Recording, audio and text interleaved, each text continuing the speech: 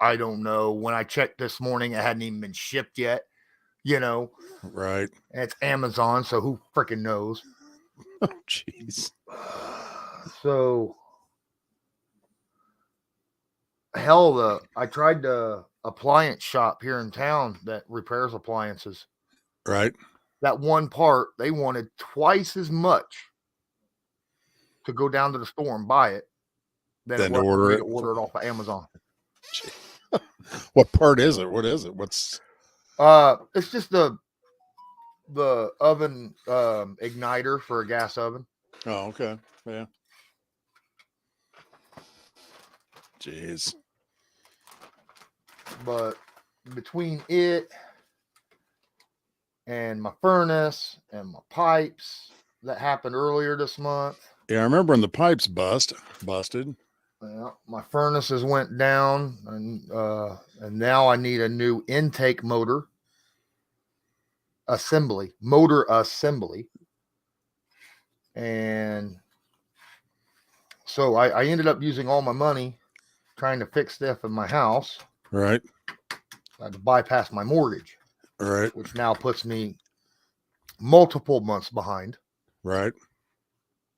So I get a letter from my mortgage company threatening to take my house. Right.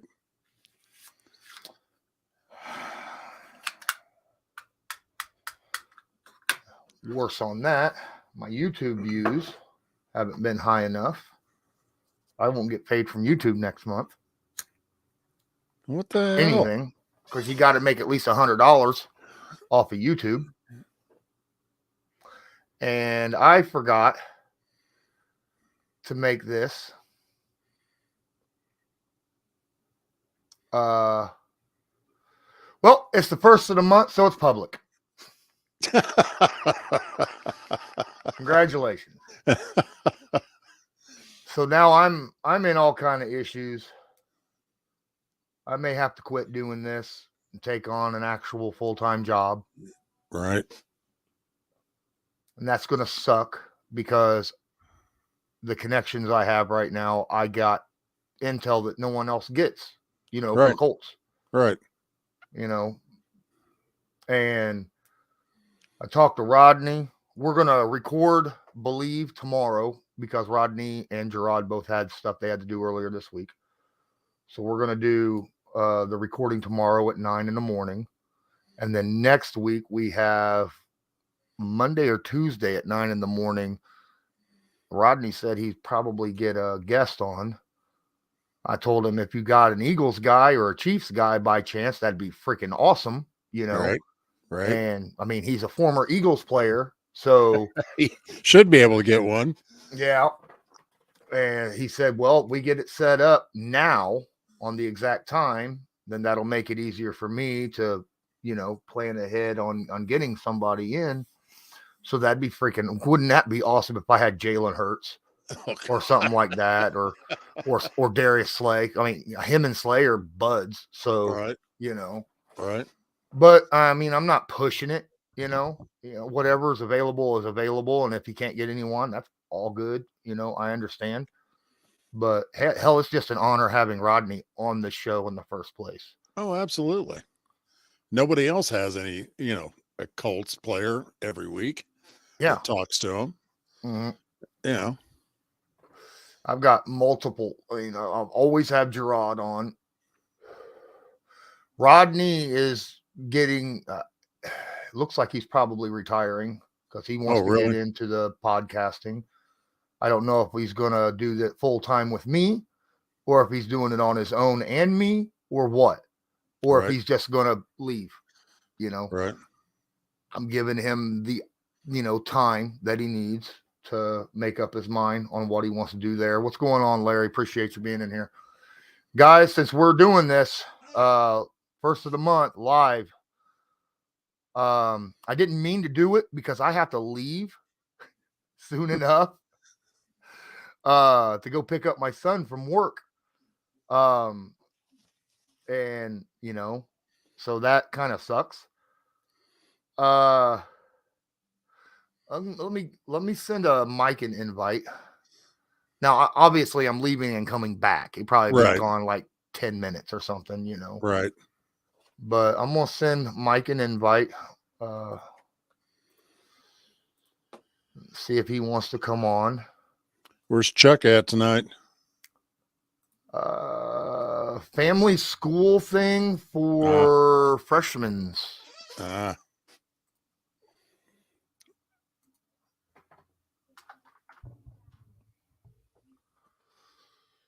That's who I'm looking for. Mike in.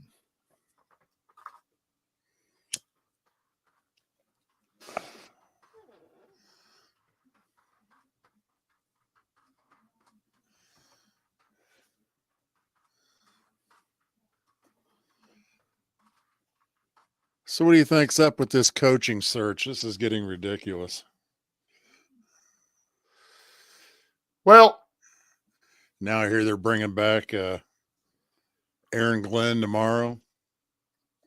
It's going to look. They're going to continue doing this and continue doing this. It's going to happen. They're not going to name. I've told people they're not going to name a head coach until after the Super Bowl. Everybody's like, oh, it'll be before. Yeah, no, there's guys they haven't interviewed yet that's still available that are on these Super Bowl teams. Right? So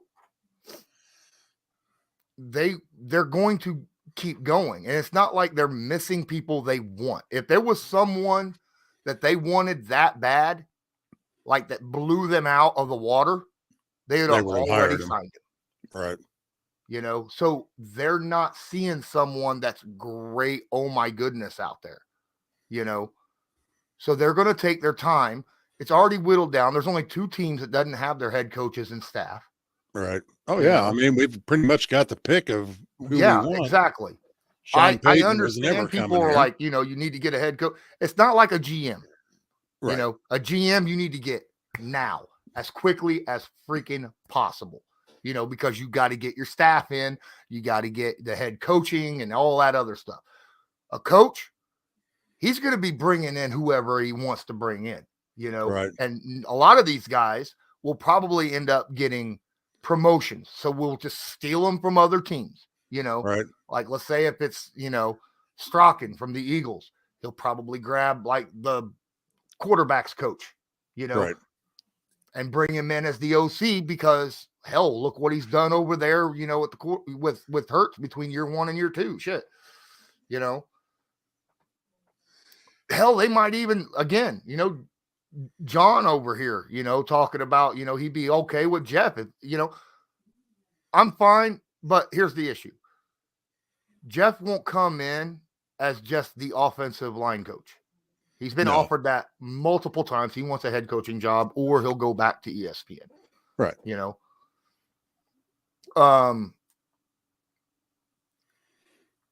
And I'd be okay with Jeff as long as, again, he's got to have a list of names that is just outstanding, and he's had multiple interviews now with Ballard, and people are saying Ballard don't like him or don't want, he wouldn't have had this many interviews with him already. No, I don't care about Irsay. Ballard wouldn't have done individual one-on-ones with him this many times if he didn't feel like Jeff Saturday was a legitimate candidate. Right. So Saturday must have brought him names multiple times and said, hey, look, I'm still working on a few others, or I'm waiting to hear back from these guys to see if, they would take the job, stuff like that. Right. But head coach, not that important when it comes to how your players play, like on the field. That's your position coaches and your offensive coordinators. Your head coach is about leading them, gaining their trust, not their respect. Because as Rodney said, you always respect your bosses, period. Right. Doesn't matter. Respect is not earned. Respect is given. Right. Trust Absolutely. is earned. Right.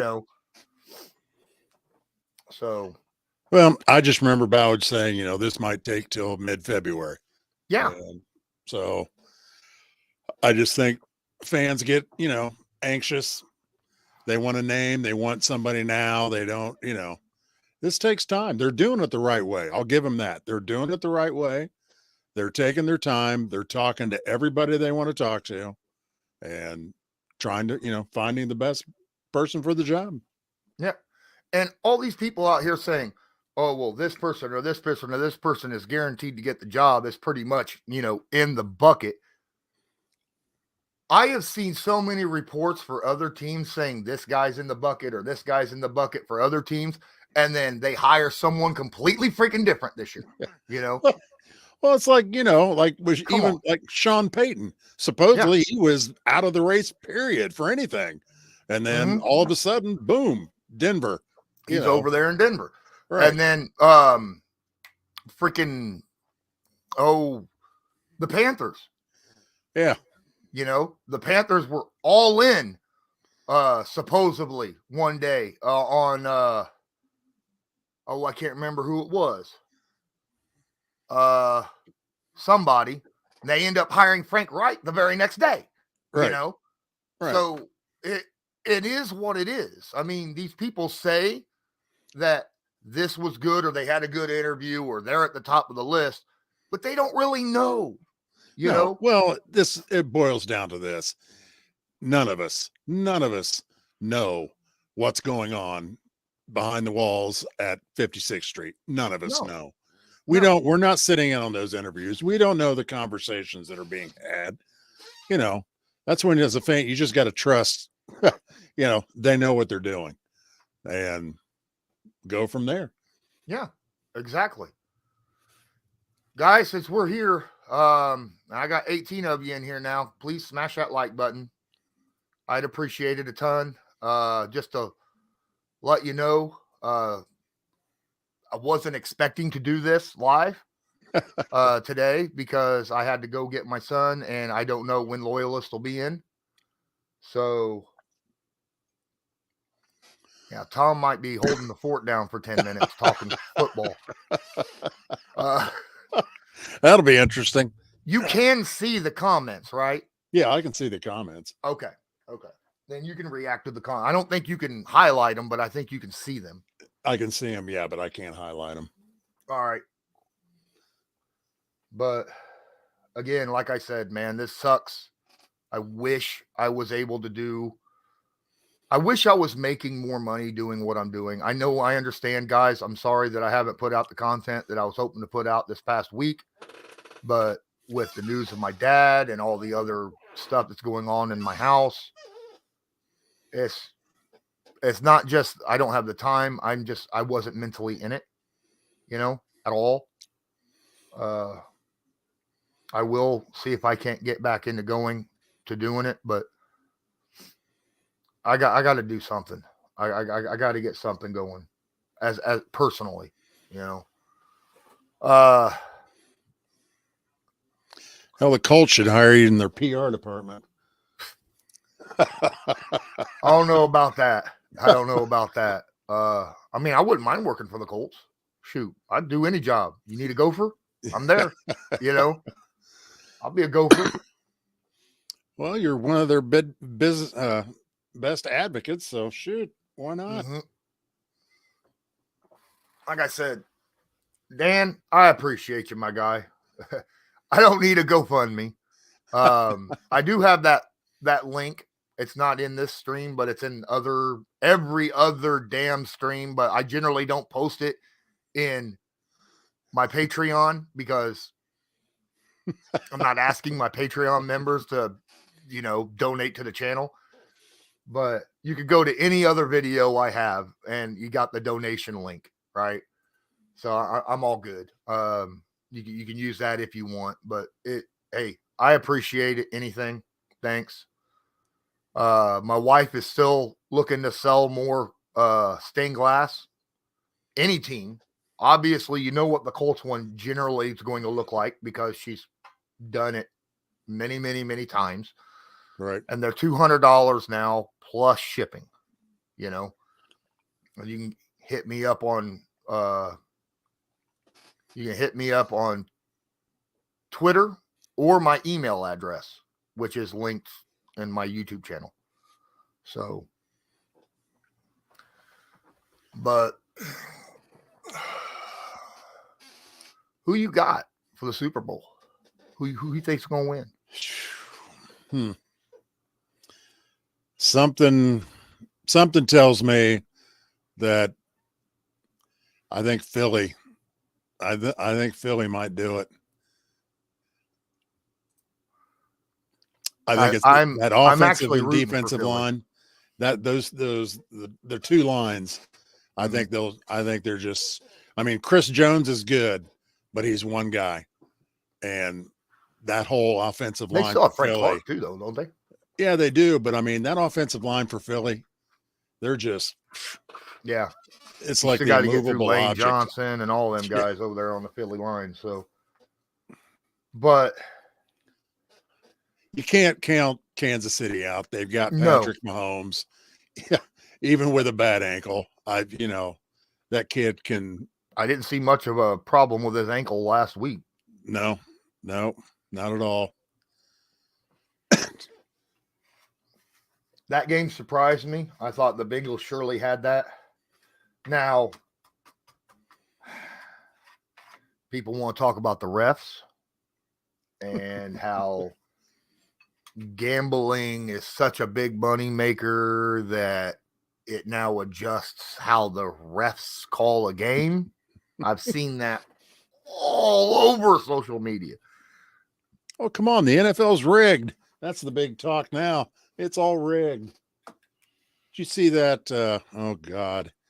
Who was it? The running back for Houston, Adrian Foster. He was on some podcast saying that they used to get a script at the beginning of the season, and it would script out the whole year. And this is what's going to happen. And this is how each game's going to go. And it's like, are you kidding? Come on. There is no way that happened. He's just, I don't know. That's ridiculous. Yeah. The thing is, I don't think it's scripted. I don't think that the refs are bought off. If they were bought off, there were certain calls that would not have happened. Right? I mean, there were calls against Kansas City in that game. There were calls against Philadelphia in bad situations, in bad points of the game. Right. Where it hurt them bad. But they also had positive ones that kept their, 3 calls in a row for the Chiefs, right? To keep their drive alive. Well, I mean, Philly, they won that game. I mean, my God. Let's see. Purdy goes down in the first series. They've got Josh Johnson in there, their 4th quarterback. I mean, yeah. Bosa gets nicked up on a kick return, standing on the sidelines. I mean, it was just one thing after another. Yeah. Fred Warner's shoulder gets popped out. Well, to be fair, San Francisco is known for injuries over the last few years. They are. It is straight up the truth. When they're healthy, they are maybe the toughest team in the NFL to beat. But they get injured so much. I'll say Philly's defense did a great job of corralling the playmakers of San Francisco, right? They never let guys like Deebo Samuel or Christian McCaffrey get open in space. They tackled. They were, when they got the ball, there was always 1 or 2 guys there, and they didn't miss tackles, right? And that's what won the game. Philly's defense won that game. Oh yeah, by far. And Kansas City.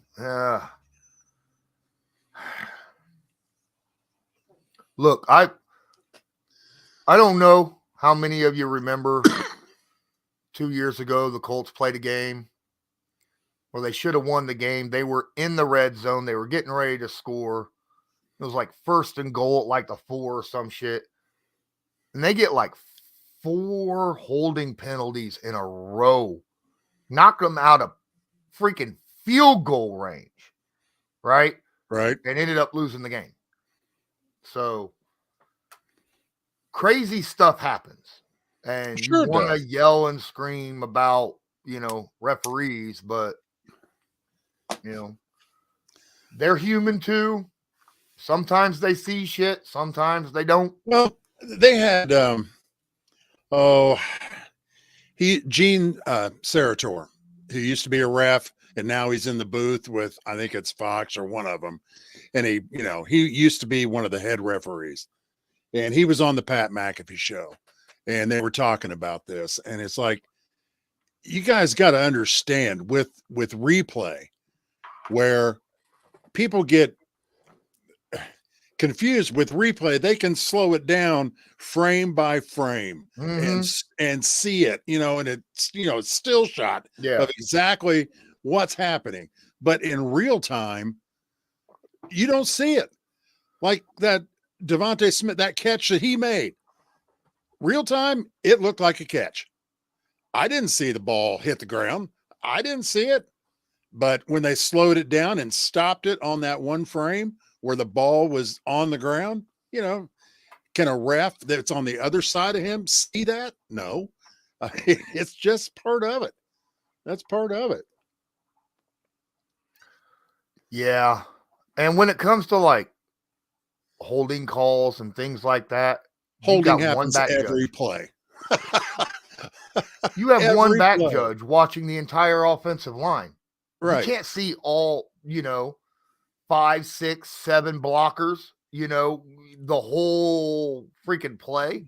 Right. It's not possible.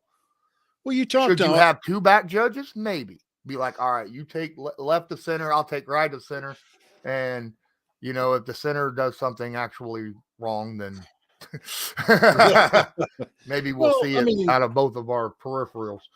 you talk to any offensive lineman, and they all admit holding happens on every play. You could call holding on every single play if you wanted to. That's just how egregious is it? Exactly. If they impede somebody trying to get through a block and get around, if they, grab them and twist them and turn them, yeah, that's holding. They're going to call it. But, it happens every play. God, as Colts fans, my God, I've been mad at the refs many times for calls that were made. So, it's just part of the game. It's part of it. Yeah, it is. So let me ask you this, Lawrence. In your opinion, your honest opinion, who do you think has right now the best chance of becoming our next coach? Do you have any feeling that somebody is kind of maybe? I mean, I've heard over and over and over again how Raheem Morris just blew him out of the water, was an all day, all night interview with him. But now he's kind of, dropped off. If that was the case, he'd have been hired right then. Exactly. So, I don't know. It will be interesting.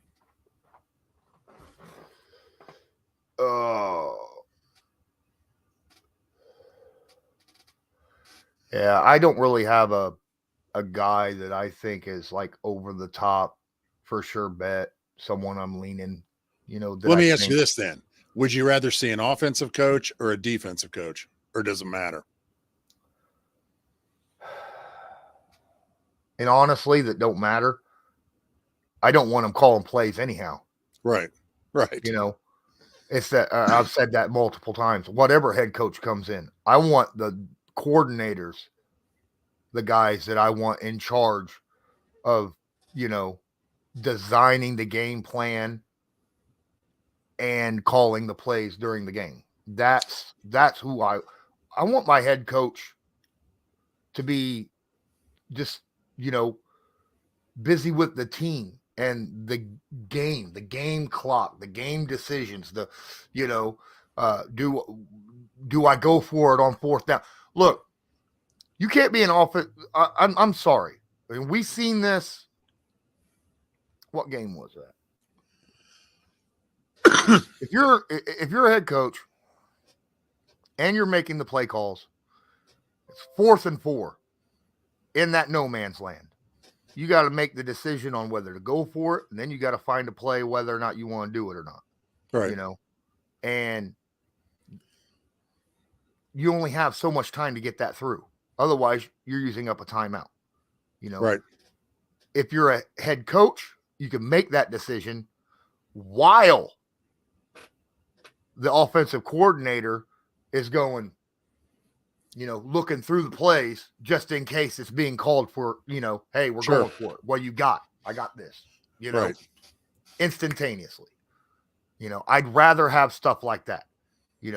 I'd rather him not be thinking about the next damn play rather than looking up at the freaking Jumbotron deciding, should I throw this red flag? Right. Stuff like that. That's what I want my head coach to be more worried about, managing the game than calling plays. Well, I think that was a big problem with Frank. I just, I wish that he wouldn't have called plays. Just be the head coach. Turn it over to our offensive coordinator. Let him call the plays. But, Frank didn't want to give up those responsibilities. And I like Frank. Don't get me wrong, great guy. I thought he did a good job with the Colts, but I was really surprised. I was really shocked that the Panthers hired him that quick. I thought he'd probably go somewhere, maybe as an OC somewhere. I said back when he first got fired, he'll be hired right away. I knew it. Really? Because he was a fall guy in this situation. There was nothing he could have done to make that offense any better from his position. Nothing. He was stuck with the quarterback and the offensive line that he had. Right. And that's what happened to the offensive coordinator. That's what happened to him. Just bam, bam. And then they brought Saturday in. I felt Frank Reich has had a positive record in the NFL with the Colts with a revolving door quarterback. So that says a lot. And it's not like he's had, oh my goodness, quarterbacks either. Right. They've been middling tier quarterbacks, guys who were good at one point, but at the end of their career, or middle tier quarterbacks, in the prime of their careers. Right. So I knew someone was going to snatch him up and take another chance on him. There's no way. If the Panthers didn't do it, the Cardinals was going, because the Cardinals was all over Frank Reich too, and then the Panthers pulled the trigger when they found out that the Cardinals was thinking about it. So, yeah, he had a lot of different looks, and I knew he was going to get a job. I was kind of surprised. I thought Frank might try to pull Gus away and bring him with him to Carolina. But well, I haven't heard that any rumors that Gus might be leaving. I don't know. Well, right now we don't know anything. Well, right now we get a new the head DC coach here, right? And until we get a new head coach, you can't steal someone from another team unless it's a promotion, right?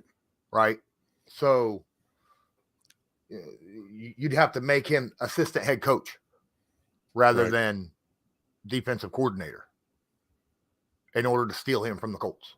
Right. So, and that's a bigger paycheck and a lot more responsibility. And Scott, you're right there too. He's got the guys that he likes, here. Gus has the guys. If Gus stays, I think we keep a lot of the guys. I do too.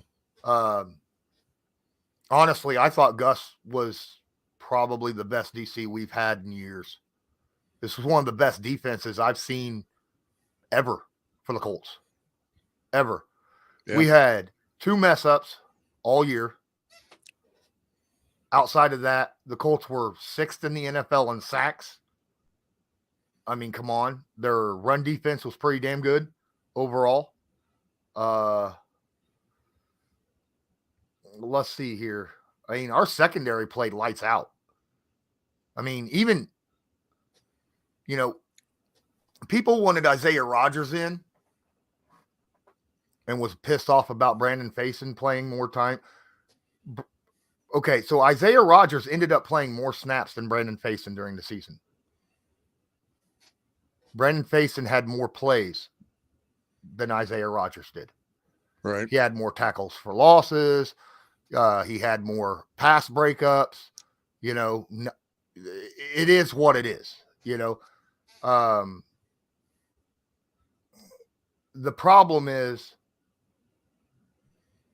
when you're used to somebody and like somebody, you're specifically looking for bad plays to make your point good. But you end up overlooking the good plays that guy is making and the bad plays that your favorite guy is making. Right. And that's what fandom ends up doing for you. But Brandon actually played better than Isaiah did this year. That's my son calling.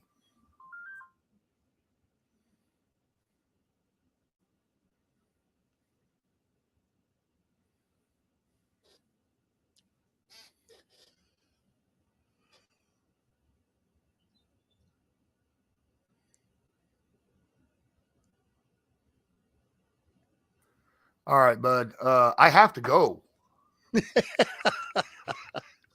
I will be gone for 10 minutes. 10 minutes. And Mikey, what do you mean mediocrity when legitimately the statistics for the Colts defense this year was better than any other Colts defense?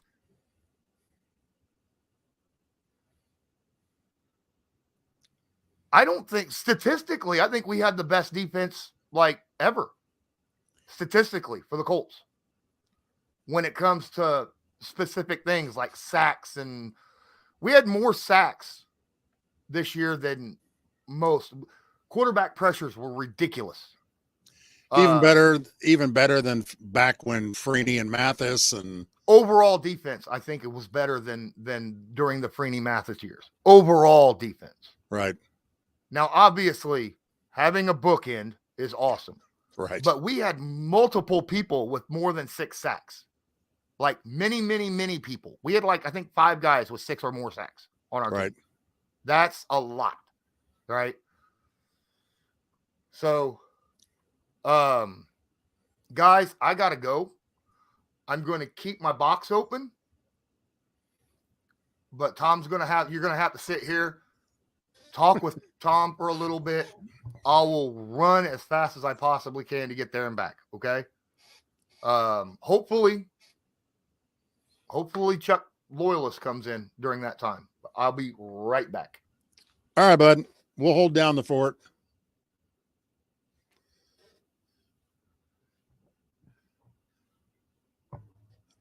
All right, guys. Well, this isn't what I was expecting tonight, so we'll do our best here. So let me ask you this, guys. Say it in the comments. What do you think? Would you like a offensive-minded coach or a defensive-minded coach for our next coach? Okay, Scott. Colts cornerbacks right now. Man, I tell you what. I'd like what we have in the back end. I really do. We got Stephon next year. We still got Isaiah.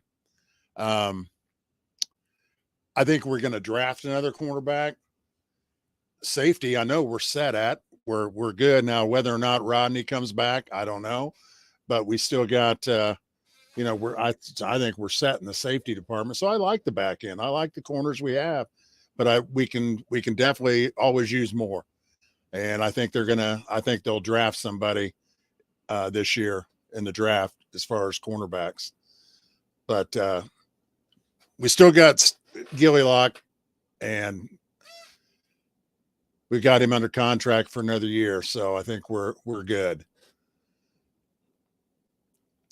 The reason I brought up the defensive and offensive mind coaches, I heard something a couple days ago, and it's a good point. Somebody was saying that if we hire a defensive coach, and he brings in a really good offensive coordinator, and say the offense shines and has a great year, all that's going to do is then the following year, somebody's going to poach that offensive coordinator from us, and we're going to have to replace him. That defensive minded coach is going to have to replace him again, somebody to come in and run his system. Where if we have an offensive minded coach, he knows this offense that he wants. And if we have an offensive coordinator that runs his system, it'd be easier. If that offensive coordinator left the following year, it'd be easier to replace him. And it's a good point. But I don't know. I think a lot of it depends on the quarterback that we draft, whether it's going to be Bryce Young, CJ Stroud. I don't know. What do you guys think? What do you guys think about the quarterbacks? Who's your favorite? Who do you want to see us pick? Bryce Young, CJ Stroud, Will Levis, or AR-15? Out of those four, who would you like to see? Me personally,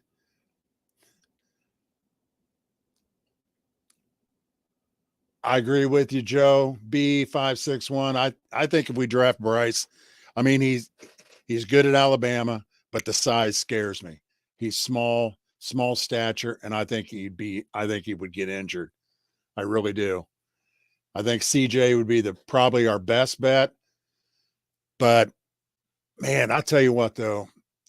I know Anthony Richardson is raw, but my God, the ceiling on that kid, if he would turn out to be, I mean, when you got a guy that's 6'3", 6'4", 200 and I think he's 230 or almost 240 pounds and can run a 4.3, that guy, if he could be dangerous. If he had the right coach to bring him along and develop him, that kid could be dangerous, really dangerous.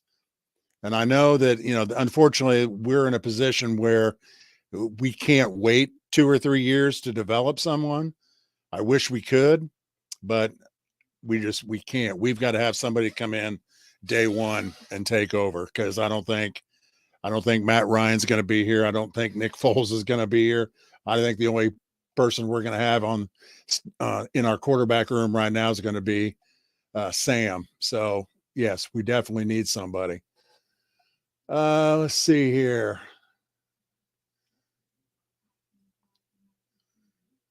Changing scheme. That's true. Basil, a new coach, a defense would be changing the scheme. And I don't want that either. I think the scheme that we have is a good one. Personally, I think we need to get an offensive minded coach. Prodigy, I see what you're. If we draft Richardson, I hope we keep Ryan around for one more year. Who knows? That's the thing. Nobody knows what the Colts are going to do. We don't know. I don't think they're going to draft Richardson. Like I said, it's just when you look at the tangibles, with the skills that kid has, the talent that he has. I know he's raw, but it's somebody. If he pans out, somebody's going to get a real good quarterback in the later round. And maybe he might not even go in the first round, but somebody will get him.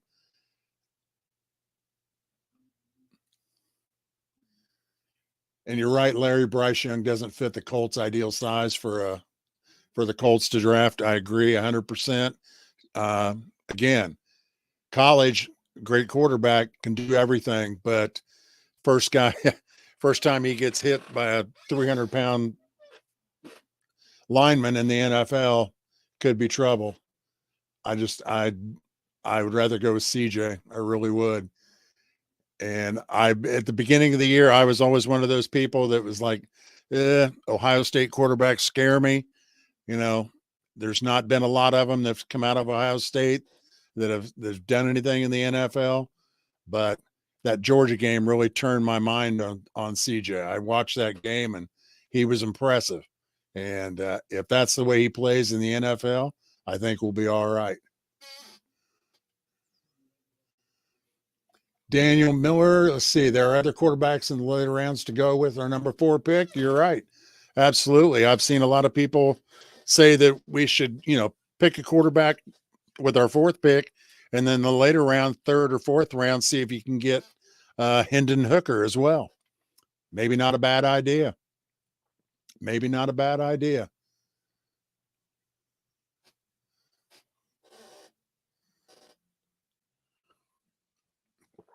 Do you think we're going to, let me ask you this. Do you think the Colts, are we going to trade up for the number 1 pick? Or are we going to stay at number 4? Or maybe even trade up to number 3 with Arizona to get one higher place in the draft, so another team can't jump us and get one of the, I think it's down to 2 quarterbacks, really. I think it's either going to be CJ or Bryce Young. But do we stay at 4 or do we move up? And if we move up, what would you be willing to give up to get that number 1 pick?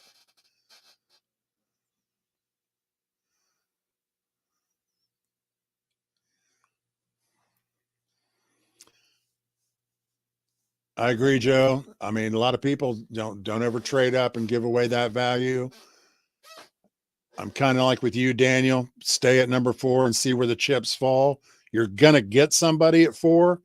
The only way you're going to lose out on all 3 of them is if 2 teams were to jump up ahead of us, make a trade with Chicago and make a trade with Arizona, because Houston's going to stay. They're going to get a quarterback.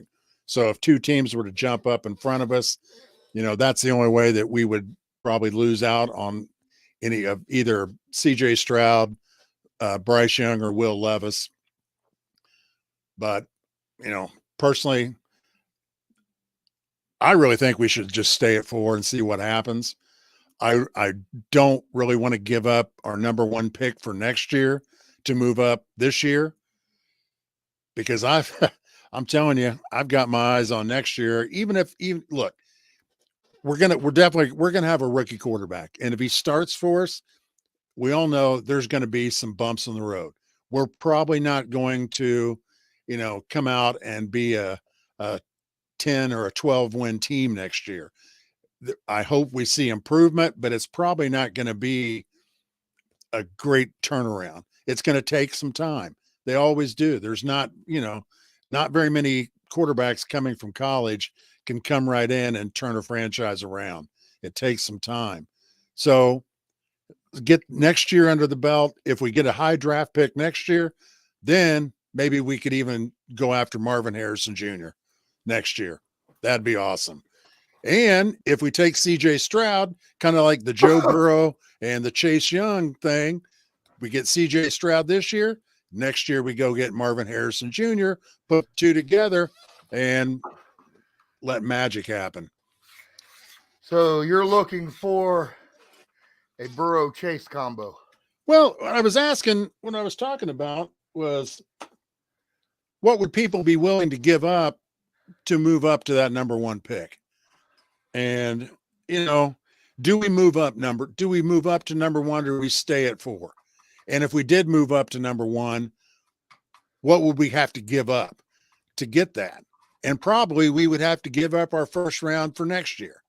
Yeah. And I don't want to give up our 1st round for next year, because, like I said, even if we get CJ Stroud, I can't guarantee, but it's probably, we're not going to be a 12 win team next year. More than likely, we're not going to go from 4, what we were this year, and have a 12, 13 win team next year. It's just rookie quarterbacks. There's bumps in the road. Generally do that. Yeah. It happens, but not very often. Yeah. So, and you had the Peyton Manning. Yeah. Well, he was Andrew Luck. I'm sorry. Yeah. So yeah, Payton was 3-13 his first year. So Andrew I'm just saying 11 games his first year. Yeah, exactly. But if after a 2-win game the season before, 2-win season, I should say. If we didn't have that great of a season next year, we're going to have a high draft pick in 2024, and we could get Marvin Harrison Jr. and pair him with CJ Stroud. Be a hell of a combination. then we would definitely have our number one wide receiver.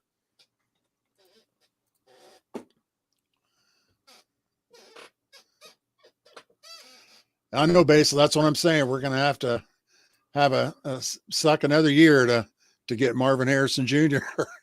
But who knows what's going to happen. We were also talking about the quarterbacks to who would think we're going to get the quarterback, what we're going to draft. All right. I just want to go back here. Go back here. Real quick on a conversation we had earlier about the defense, how good it was. Okay. Right? Okay. So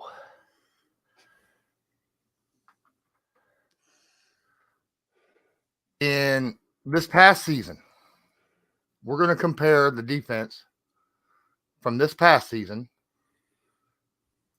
to the 2006 Super Bowl season. Okay. This year, the Colts in sacks, top 10. 2006, 30th. I was going to say, we were horrible until the playoffs. Yeah. Yeah.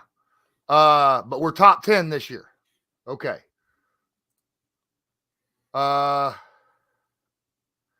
Yardage. Total yardage. We were 12th. 12th. Which is way better than average. Right.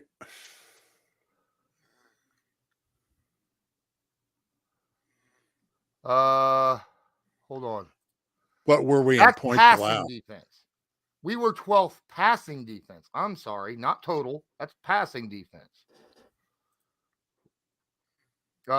This past year. Rushing defense. Yards per carry, we were 4th best in the NFL. That I believe. That definitely.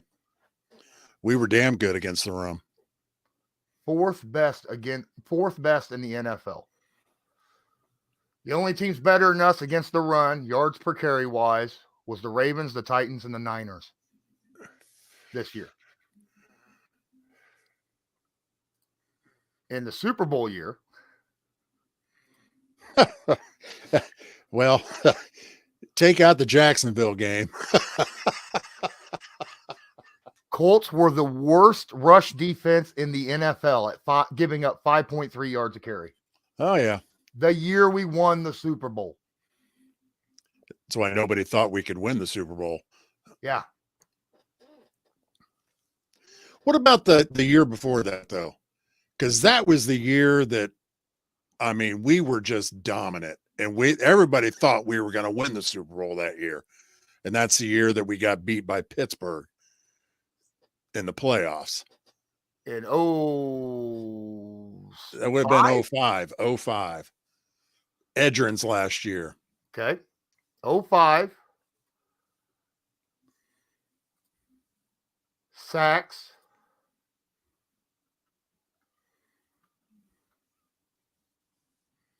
We were 28th in the NFL in sacks. Really? Oh, no. I'm lying. We were top 10. I was going to say. We were top 10.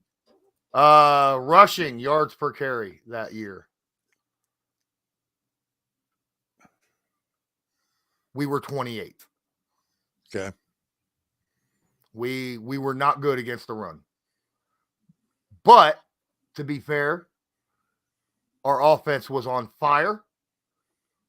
So teams didn't run the ball as much. They threw the ball a lot more, right? Right. They were always playing catch up. Uh-huh. And the Colts were dead center of the pack in the pass defense that year in yardage given up. Well, I saw they put out a list of the 10 top teams that didn't win the Super Bowl that year. And the Colts 05 team was number 3. Yeah. As the third best team not to win the Super Bowl that year. What's up, Jack? So Scared me to death. But What's going on, to be fair, fellas?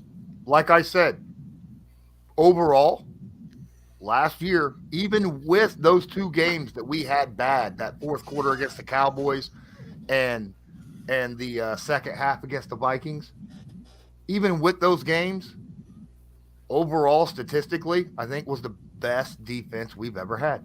You're probably right. Well, look at it this way. Okay, this is going to hurt, but you think about it. The 2 teams in the Super Bowl, we beat one of them and we lost by 1 point to the other one. Yeah. We were +2 total through both games. I mean, that's but then we lost to the Texans and we lost to teams we shouldn't have lost to. Yeah, exactly. We were 0-1-1 against the Texans this year. Yeah. We might have lost to the Bears had we played them. And they still would have drafted higher than us. Yeah, exactly. I did hear a report saying that Chicago has set they're going to stick with Fields. They're not going to trade Justin Fields, so they're looking to trade the number 1 pick. Yeah, a lot of mock drafts have us trading with the Bears. I just don't, man. I think we're just going to have to give up unless we trade a player to Matt or to Eberflus and Kenny or somebody. I don't want to give up that 2024 first round pick to move up. Maybe we could trade with the Cardinals and go to number 3, and then Houston's going to take a quarterback regardless. So if somebody's going to jump up, they're going to have to jump up at Chicago. Houston's not going to go anywhere because they're going to take a quarterback. So then you're guaranteed one of the 2 best quarterbacks this year. But if you stay at 4, like I said, 2 teams could jump in front of you, and you could lose out on all 3 of them. At that point, trade back, still get a quarterback, but you could trade back, gain more picks, maybe trade back, grab ammunition for next year, because even if we don't get like the quarterback of the future this year, if we trade, in my opinion, if we trade back and get an extra first round pick for next year, there's a quarterback coming out of college next year that's better than any one of these guys coming out right now. And we know it. Yep. Caleb Williams. Yep. Caleb Williams. Yeah. That's when the Colts will turn it around and be a 14-win team next year. And we'll blow that. With a scrub team and a bad quarterback, and we'll win 14 freaking games. That's exactly what'll happen. That's the Colts. That's the Colts. We'll never get a freaking quarterback. Yeah, I agree with you, Scott. Appreciate the $5 super chat, man. He says, I say please don't move up this year. I think the draft class isn't worth it. I agree. It's not. Look,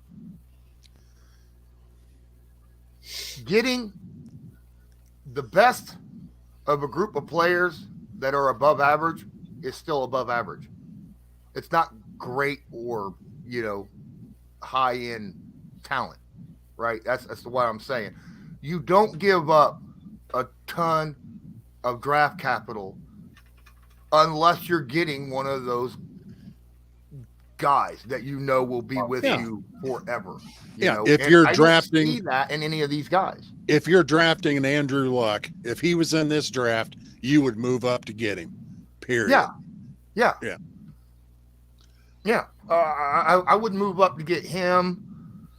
If I'm sitting at 4, I'd probably move up. Honestly, when Burrow was drafted, I wasn't as high on Burrow as everybody else was at the time, and I was wrong. Same with the kid from the Chargers. I wasn't really high on him either. To be fair, I said he's coming into the NFL at his ceiling. I don't think he'll get much better. but he came into the NFL pretty high. Right. You know, so I was right. It's just, you know, he came in here and he got to hear, you know, still high though. Somebody was doing a report on Hendon Hooker about how he was before he got hurt. How he went down and beat Alabama in Alabama. He was a candidate for the Heisman before the injury. He was lighting it up, but then he ruptured his ACL, and you know, he's kind of dropped off the face of the map right now. So the only knock on him is he's older, but if you could get him like in the 3rd round, and he's come back all the way from the ACL, who knows? Well, In all honesty, hold on, Larry, that's what the fans want. We have no idea what the actual Bears would take for their 1st round pick. It'd probably be too much, but that's fans talking. That's fans and Lord, analysts and BS people. Jesus Christ. I'm going to change. I'm going to give away the whole team for that. Yeah. That's even stupid, even writing that out. Exactly. I don't think I wouldn't give that up for Andrew Luck. I don't think. Hell no. That's a problem here. You don't start anyone over DeForest Buckner right now. I mean, Aaron Donald just retired, right? Didn't he just say? Did he actually? I think he officially retired. I think he announced his retirement. That he was retiring like a week before the season ended.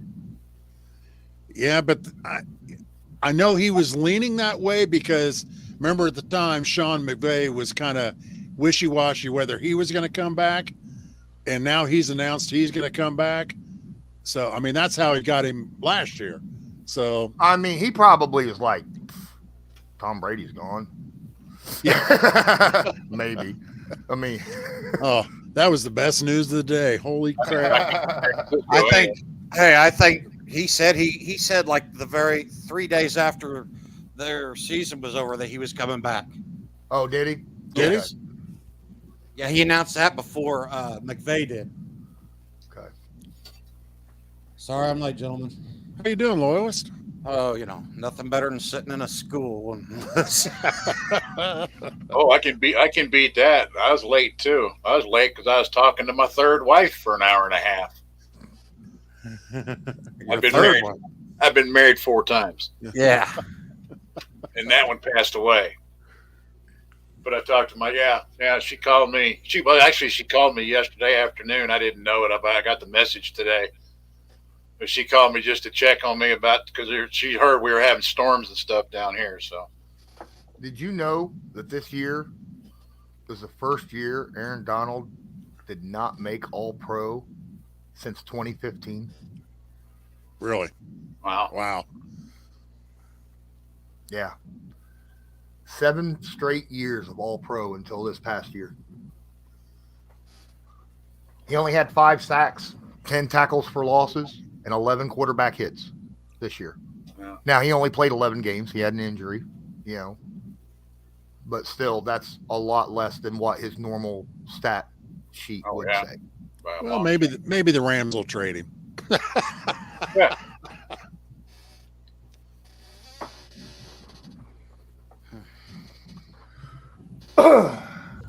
See, somebody agrees with me, James. He likes Hooker over all of them. Oh, not me. Not me. He's got the injury. He's got he's 25. By the time he's able to play, he's going to be 26. I mean, that's when them guys are supposed to be getting their 2nd contract, not when they're supposed to be getting their starting. No, but I was saying if we could get him in the 3rd or the 4th round. You're still waiting 2 years before you can plug him in. He can't play this year, more than likely. Chuck wants to give DeForest Buckner, Michael Pittman Jr., and 3 first-round picks to move up to get AR-15. That's what. What? What? I like AR-15, but holy crap, not that. He must be talking about a different Chuck. I'll tell you that. I was gonna say, I think Loyalist has lost his mind. I'm the guy. I'm like, I'll trade know. back for AR-15 as long as we stay in the top 10. I was gonna say, crap. I know I've been away for 2 weeks, but damn, Loyalist, what the heck? Jeez. Things have gotten a little weird here the last year. I guess. Woo. I'm never missing again. Holy moly. Yeah. I like AR-15, but nope. Oh, I don't like any of them anyway. It's just. I will say this because teams do. I've said this before, but teams do this. You know well as I do. When the combine rolls around and that kid comes out and shows off that cannon and shows off that speed and looks good in the underwear Olympics that the combine is, some team will go up and get him a lot higher than what he should. but here's the thing.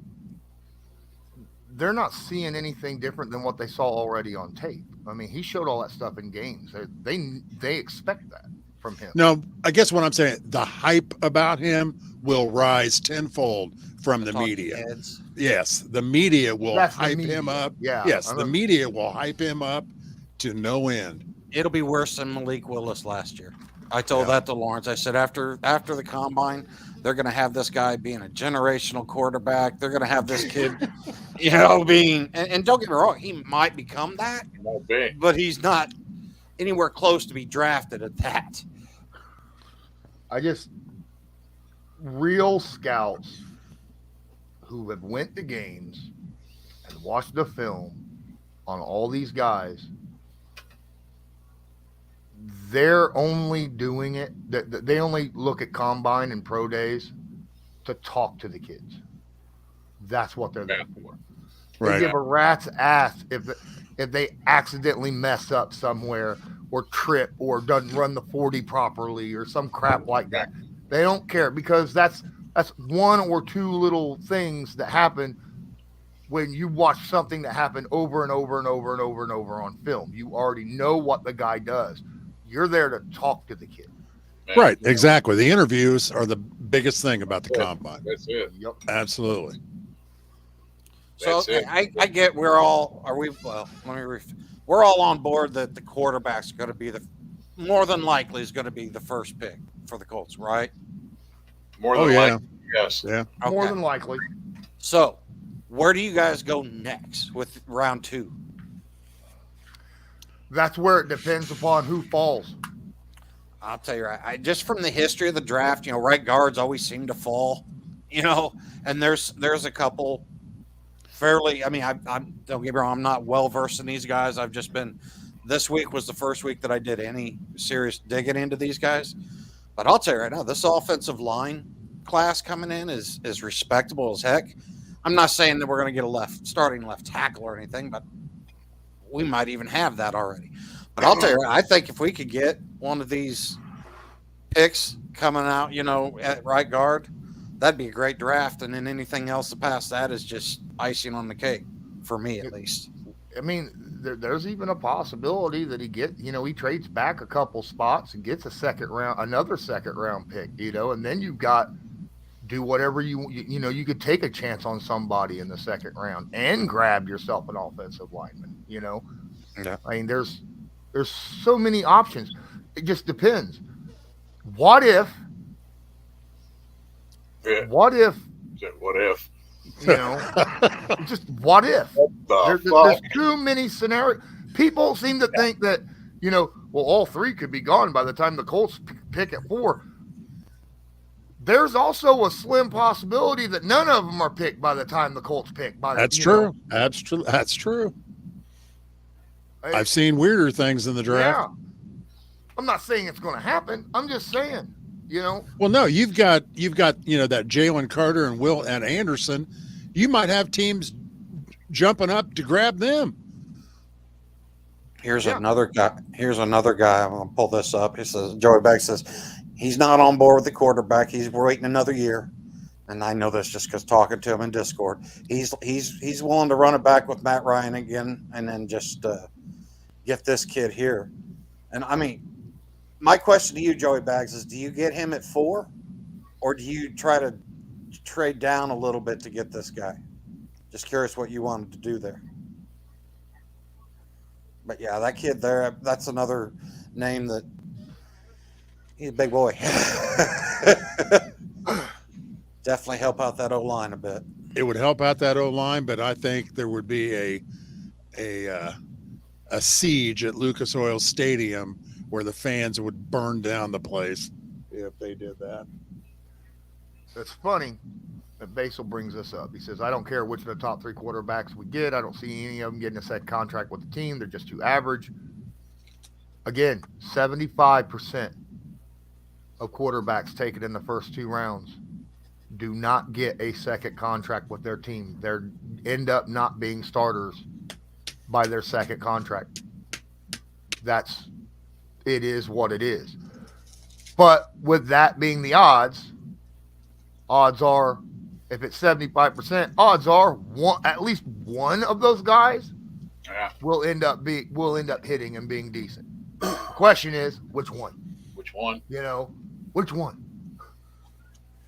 Lawrence, you're going to be our next quarterback.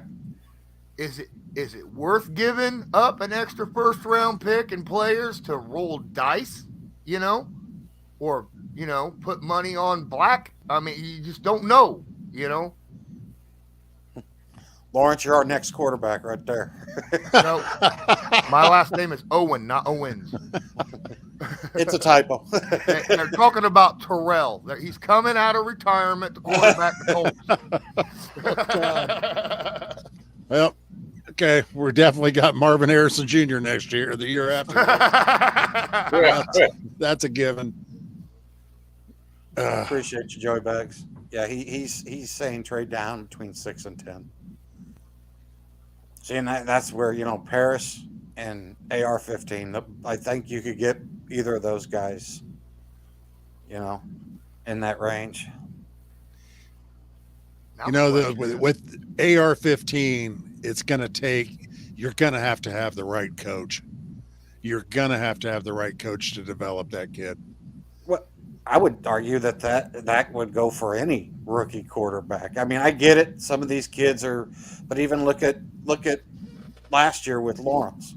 He was true. He was the highest graded quarterback since Andrew Luck, but yet you still stick a piss poor coaching staff around him, and it's like, yeah, that's all. Okay, well, as long as we don't hire Urban Meyer as the next head coach, we'll be all right. I'm more interested in who they surround him off season. Like, do they go with Tom House or one of these quarterback gurus? You know what I mean? And for me, I look at CJ Stroud. He's got the least amount of work needed. And then I think Will Levis, his is between the ears. He's got to believe that not every pass he throws is going to be a highlight reel pass. And once he figures that out, I think he could be phenomenal too. That's what scares me about him, though, when they keep saying, he's got, the problem with him is between the ears. So, with the retirement of Brady, that, in my mind, increases the chance the Raiders trade up in this draft. Oh, is that absolutely? Because I really think they thought they could get Tom Brady. Yep. I think they're either after Tom or Jimmy, right? And you can't put all your eggs in your Jimmy basket because he's proven he can't do it. He gets hurt too easy, too often. Well, and let's also think about this. I can see them being one of those teams if Aaron Rodgers does not go back to Green Bay. I could see the Raiders going all in on him to pair him back up with Devontae. I mean, they would do it. I could see the Raiders doing that. Well, ATV 45, I got bad news for you. I wouldn't want to be the Colts GM. Oh, Lord. I'll take the head coaching job over the GM job. Screw that. All right. It is what it is. Stroud's There not are going to two. let you straight up. You think coaches have too much pressure? GMs, the team is on them, right? Not just the head coach. Head coach, I think I could walk in and be like, get your asses on fire, get out on the field, and bust someone in the mouth. We're not losing today. You know, GM, you can't do that. GM, you're not going to walk into the scouting room and be like, get your asses on fire, get into that film, and we're going to pick the right guy today. I mean, it just don't work that way. I just got to ask you, Lawrence, how many decisions do you make before Irsay steps in and it's like, whoa, whoa, whoa? Right.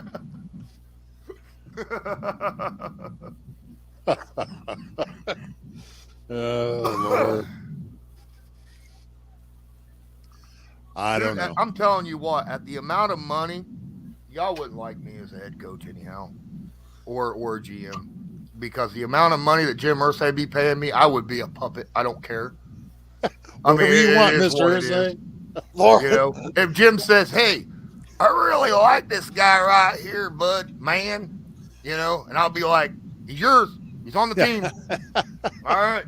first words after signing that contract from Lawrence that we'll hear is, "I'm rich, bitch." Oh, shoot.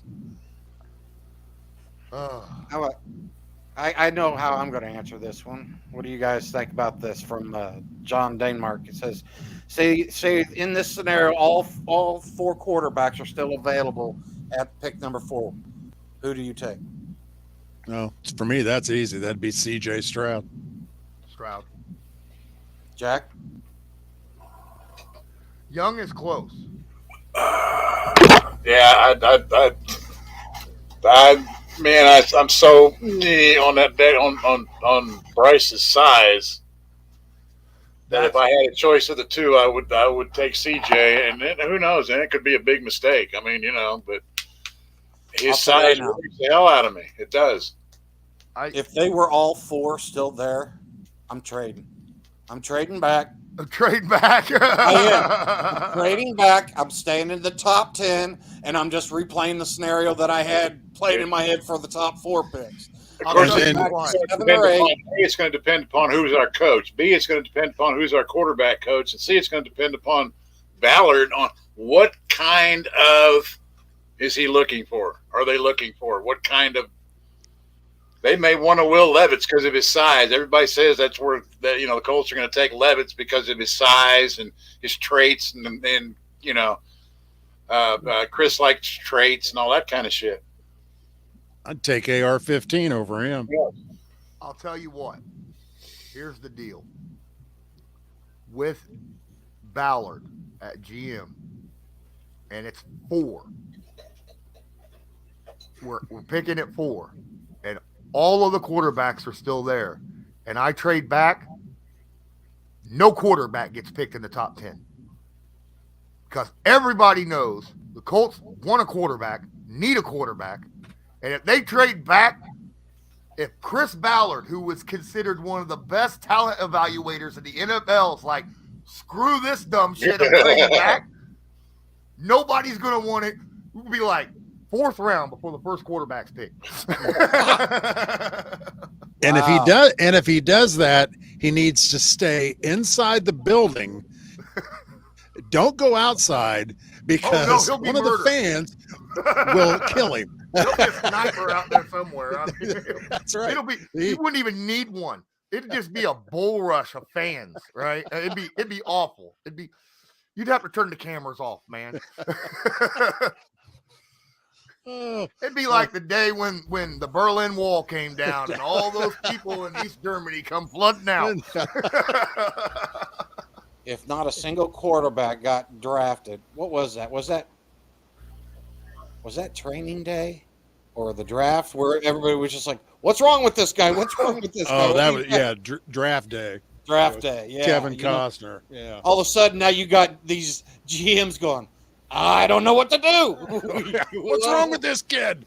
This is not any scenario that we played out. Oh, ATV. It would be like January 6th, 2021, just at West 56th Street instead of the. Yeah. Oh God. It would be a sad sight at 56th Street if that happened. Well, I mean, like I said, as long as they get their quarterback, I think the lower you can get them, the happier the fan base would be. You just got to get somebody. Well, that's like I said, he could not go outside that building until he picked the quarterback. Because if he came outside after pick 4 and he traded back, he'd be shot. So every fan of every team feels this way. sure they do. Oh, I don't. Not me. Like, Yeah, there's you so wanted to many give out- the farm away for AR-15. What do you mean, Loyalist? Oh, What? see, this false propaganda that's been peddled on this channel. Hey, hey, Fake news. I'm just pulling out what social media does to everybody. I'm just following in line with social Yeah. media. Yeah. That's how it works. Oh. So I don't know. Did you guys talk about the Sean Payton situation? A What little bit. situation? He's going to Denver. Yeah, with but what did Denver? you think about what they gave up for him? I didn't see that actually. I've been busy. They gave today. up the number 30 pick, I think it is, and then they swapped a second for a third. Yeah, they get a third round pick back, but they had to give up their first and second round pick. Yeah, for Sean Payton. And then they got to pay his ass.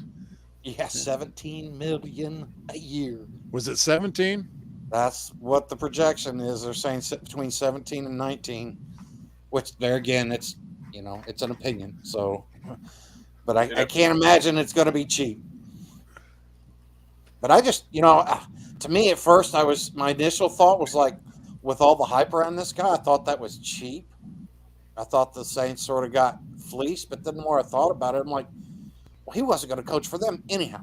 So anything they got for a head coach, I heard they wanted a second round pick for him. That's what the reports were. See, reports are bullshit. They wanted a first and a second. no, they said that no. The initial reports was they wanted 2 first round picks for him. Oh, Right. screw that. Yeah, that's my point. That was the first. That was what was floated out by the powers that be, that they wanted 2 first round, and I was like, never in a million years. And I just couldn't understand. Now I understand Denver doing it.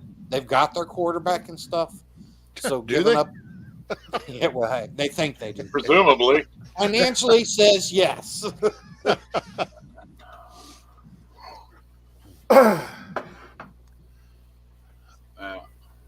I like Sean Payton. I wouldn't give up 2 first round picks for a head coach. I wouldn't give up a first round pick for a head coach. No. There's too many smart people out there. No, I wouldn't do it. I'm not a Sean Payton. I mean, I honestly, Oh, I love Sean Payton. I know you do, Love. and I do not. I feel like you got some moral questions. You know what I mean? And then I also feel like the game. I'm not saying that he's not still smart, but I just feel like the game is passing him by, and I don't know where he falls in that progressing to the next level. I mean, it didn't hurt that he had Drew Brees for 20 years, so that makes any coach look pretty good. Wasn't that long. I know. I mean, it just seemed like it. 2006. Yeah. What if? Okay, so they gave up a first round pick. How the hell was it? A 2025 first round pick? No, Didn't they already no. give up all their other first round picks to go get freaking Russell Wilson? Yeah, but they still had a late first round pick this year, Third. Yeah, And they that- had pick number 30. and they gave that up. So And they have what if no they first do round shit picks. next year? What know, if they're- Russell Wilson is still just as bad next year as he is this year? Exactly. I'm glad I'm a Colts fan. That's why they're getting Sean Payton. That GM Go in there and would slap be him around a fired little bit, so Chase. fast. That to me, those two guys, Russell Wilson and Sean Payton, for my personal, I feel like they're both good, but I think they're both overrated. I think that, and I don't know, is Sean Payton going to be willing to let Russ do what Russ does successfully? Run back 25 yards and then just air it out for 50? I mean, is he going to, is that going to be a play call in Denver? Russ don't want to run the football no more. He wants to sit in the pocket and throw he stated that. He wants to turn into a pocket quarter, which I understand, but his size is not going to allow that. And that's just all there is to it. Payton doesn't want a quarterback running around. Payton wants a pocket passer. That's exactly what he did with Drew Brees, and Drew and Wilson are about the same height. Yeah, but still, though, I mean, he plays better out of the pocket than he does in the pocket.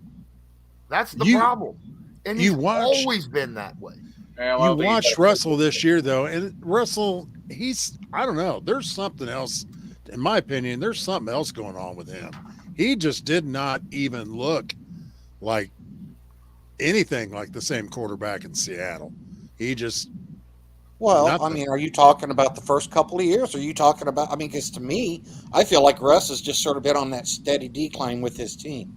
I felt like as the Seattle roster got weaker, he got weaker. I felt like, he started showing more bad habits, and stuff. And that's just, like I said, I think Russ, if you give him a really good O-line and you give him a really solid defense, Russ can cook. He's got the talent. But that's where it came from. I forgot about that. That's where that's came right. from. I think Russell Wilson thinks he's a lot better than what he really is. That's the problem. Bruce Arians says he wants to coach. Bruce Arians wants to coach again? I don't want Bruce Arians as a head coach for the. I don't like Bruce Arians as a head coach. I haven't seen that report. Bruce Arians did not coach the final 2 years. He wasn't playing. He wasn't making play calls for Tom Brady. Bruce Arians was throwing play calls out to Tom Brady, and Tom's like, "Screw that dumb shit. I ain't sitting in his pocket for 4 minutes." While all the receivers go on go routes, I'm not doing it. And that's what Bruce Arians loved. That's what he did with Andrew Luck. That's what he did in Arizona. That's what he did with Jameis Winston. A short route for Bruce Arians is 18 to 25 yards. Yeah, right? Exactly. And that's a running back route.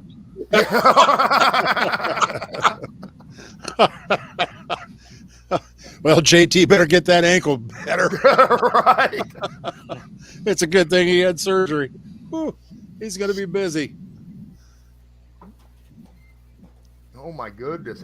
Now, if there's an eligible offensive lineman that comes in, he might roll up a 10 to 12-yard route for him. Big Q goes out for a pad. That I would pay money to see. I would love to see that. No, I like Bruce Arians, but to me, he's always been that defensive coordinator mentality, just the coaching on the opposite side of the ball. I got a biscuit. Let's risk it. All right, guys. We're about an hour and a half in. Please smash that like button. If you haven't hit that like button yet, I'd appreciate that. If you're not subscribed, subscribe. Again, this is my Patreon. I didn't expect this to be live.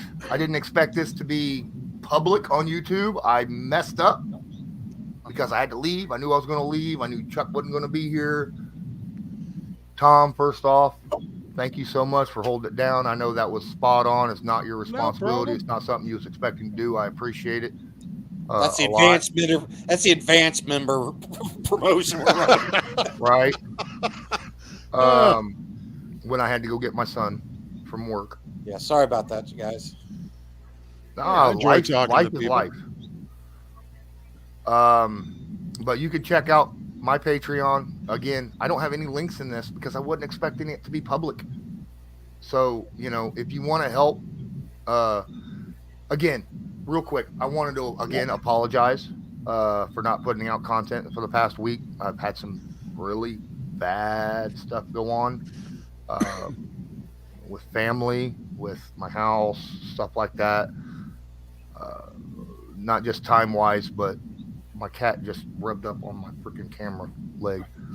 But I had a family member that was diagnosed with cancer this week, so I wasn't mentally in it either.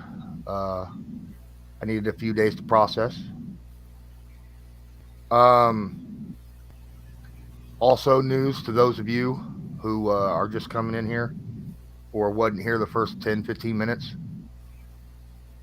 I may have to cut back majorly, if not quit this completely. I'm not making enough to pay my mortgage, and I'm doing this full time. Like I said, I had to take this past week off. I don't have a normal job. I'm doing this and other stuff to try to make income off YouTube and a bunch of other places, Patreon, stuff like that. If you guys want to help support, we appreciate it. The link is right there, scrolling across the bottom. It's not a link, it's the address. But I appreciate anything, any donations, most appreciated. But I might have to get a full-time job. And that would cut this back to maybe once a week at the most, plus my believe in Colts. If I could still keep doing that, that would suck. Did you do the one this week, Basil wants to know, anyone have any free agent targets? Is there anyone out there that you're really interested in that's free agent this year? Anybody that's not a quarterback. No free agent quarterbacks. You don't want to give up 3 first-round picks and pay $50 million to Aaron Rodgers? No.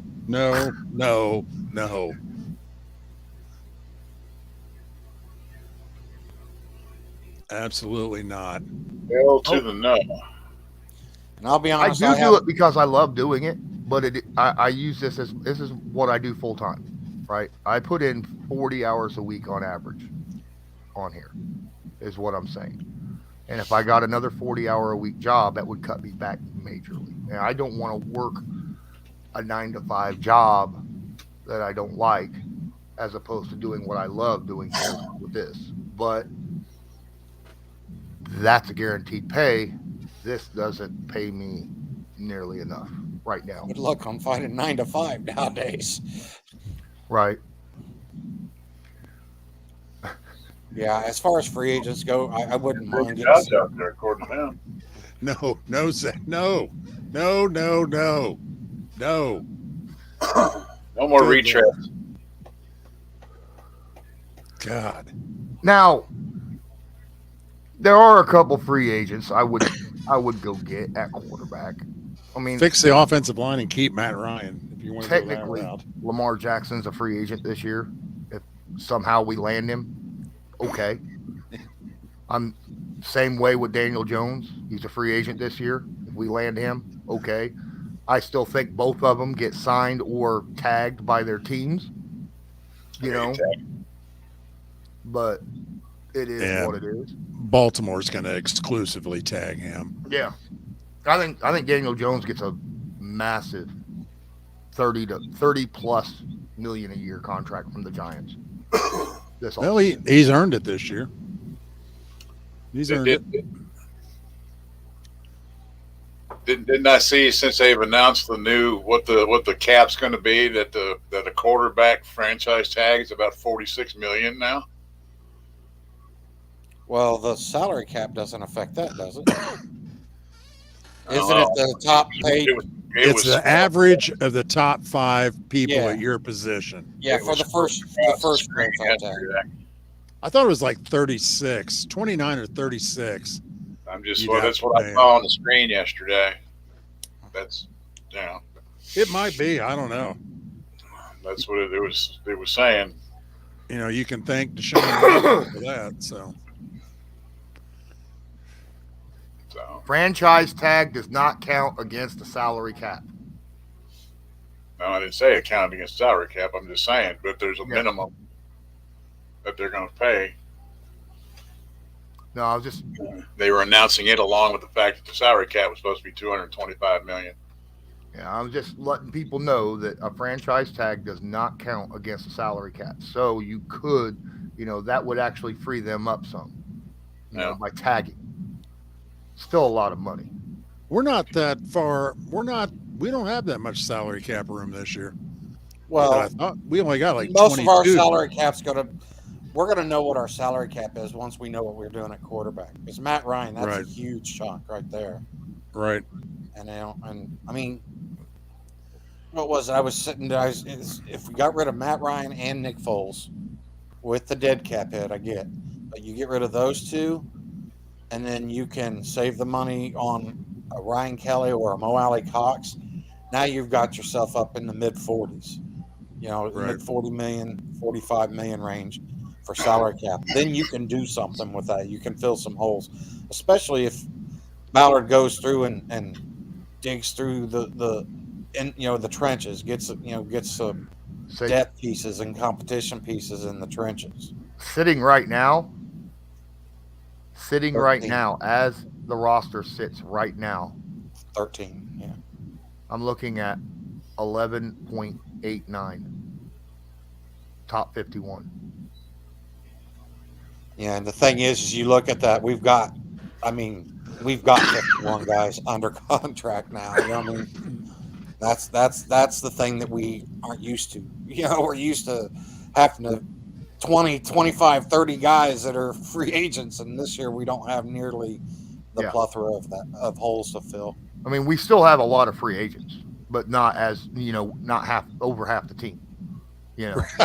Right. Last year, 34, 35 free agents was last year. It was ridiculous. And then you also got Taylor and Pittman. I mean, they're still under contract next year, but do you try to get an extension done with them, or? Well, you got Taylor, you got Pittman, you got Blackman. Are we going to re-sign these? And that those are the guys that I think we have. Paris Campbell, those are guys you have a chance to bring back. Whereas then you got Bobby O, who's I can't see us bringing him back unless that's how he's still on the team. I have a feeling that Bobby O is going to end up in Chicago.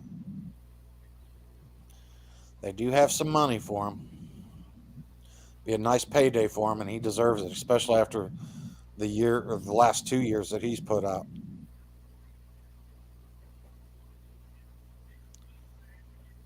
Wow, that's not registering. Really?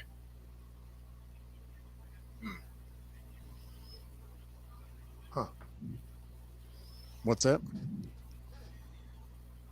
Super Chat's not registering on my Streamlabs. Huh. Weird. It's very, very odd. It usually shows.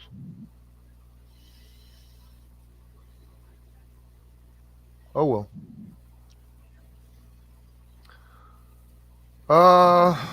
Look at some NFL free agents real quick. I saw a question in the comments earlier. I saw it go up. They wanted to know what each one of our choices would be for head coach so far right now. If we had to pick one. My two front runners are Raheem Morris and Callahan. Those are my two front runners for me. I'd like to see Callahan or that Shane Steichen from Philly. I don't have one. Now, I've been saying this whole time, and it's the truth. I don't have a favorite. Yeah. I have what I'd like as a person and what they stand for, and very few of them hold that list.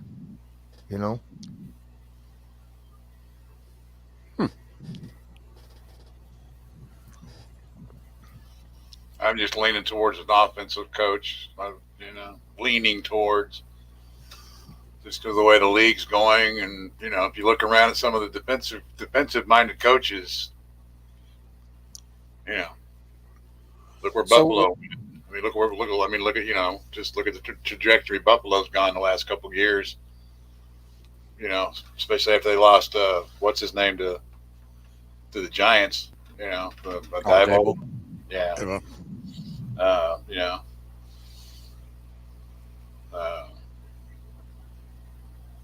It just seems like the defensive-minded coaches, or historically defensive-minded coaches, are not doing well with that way. Ooh. Yannick Ngakwe's calculated market value. Yeah. $15 million. Yeah, I was looking through some of that.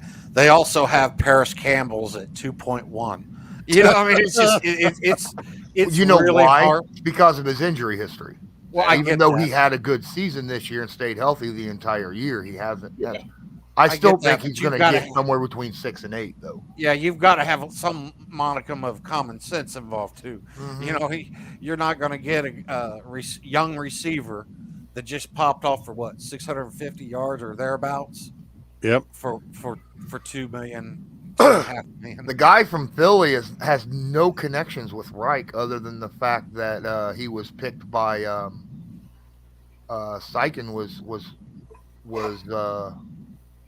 picked by Sirianni, wasn't he? Yeah, Sirianni. When he got over there, he wasn't there when Reich was there. I think their paths crossed, but I understand what you're saying. But I do think I mean, their they might have crossed in the past, and deep in the past. But when it comes to coaches in the NFL, I mean, everybody seems to cross paths with everybody at some point. Yeah, but I'm just saying, I think he did. I do believe he did a small stint there at the Chargers when Reich was there. I believe so.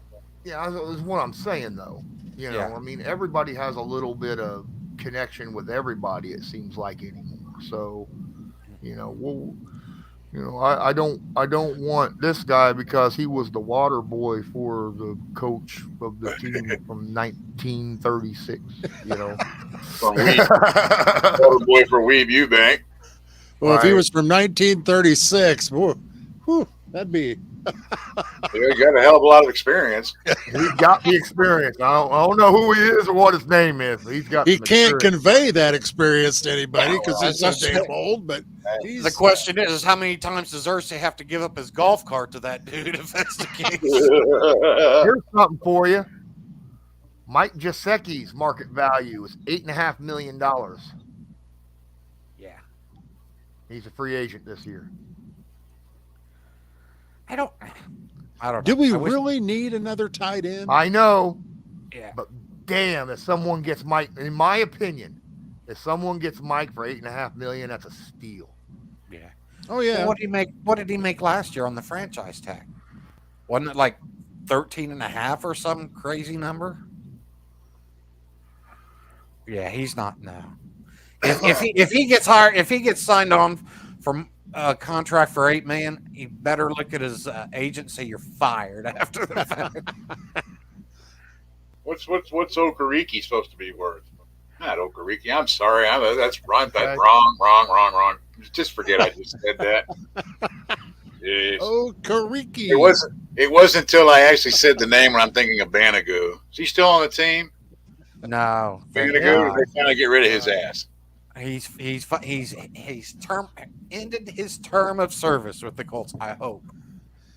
But didn't Eberflus like him? We can set up he can be part of the package to go up to number 1. We'll give him Banagoo. Yeah. I'll tell you what though, Banagoo got more snaps under Bradley than he did under Eberflus. Yeah, you're right. He did. Well, let's see here. I say we put together a package with Ben Banagoo and Matt Pryor. We could package those two gems together. That'd move us up to number 1. Basil, I think you could get rid of Mo. You still got Ogletree, Granson, and Jelani Woods, and then we've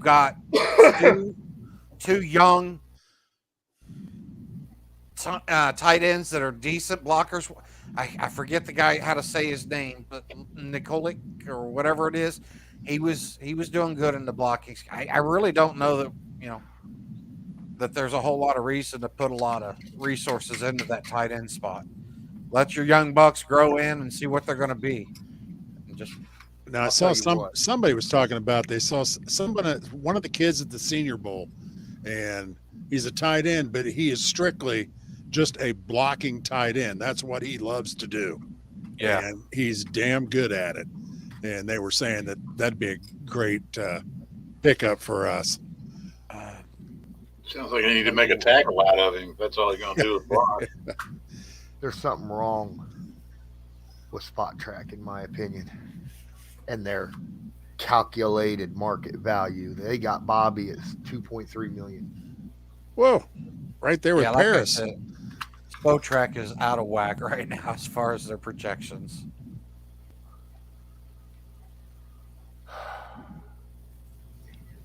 Wow. What was this? I know who you're talking about, and I cannot think of his name. I forget. Yeah. I thought maybe he was from Minnesota. I don't know. I hate that when I get a name. Yeah, I saw a picture of him yesterday when I was flipping through some stuff. They were talking about him. Number 88, I believe it is. Yeah, I think you're right. Minnesota. I don't remember. It's kind of a different last name, if I remember correctly. They were just talking about how good of a blocking tight end it was. Yeah, they were talking. I was looking at some stuff yesterday. A picture showed up. What caught me in the picture, of course, the first thing was the different kind of uniform that they were wearing, because they are the Golden Gophers, and I know what their normal uniform looked like, and they got some kind of high-tech looking thing in the picture, but they were talking about this guy. And like I said, it's a different last name, too. I'll tell you what. About half the people in Minnesota have a different last name. Can't wait to talk to Joe. On Joe Thornburg from, I just looked it up. Joe Mom? There's another linebacker that's a free agent for the Pittsburgh Steelers, Devin Bush. Huh. And his calculated market value is higher than Bobby Okereke's. Yeah.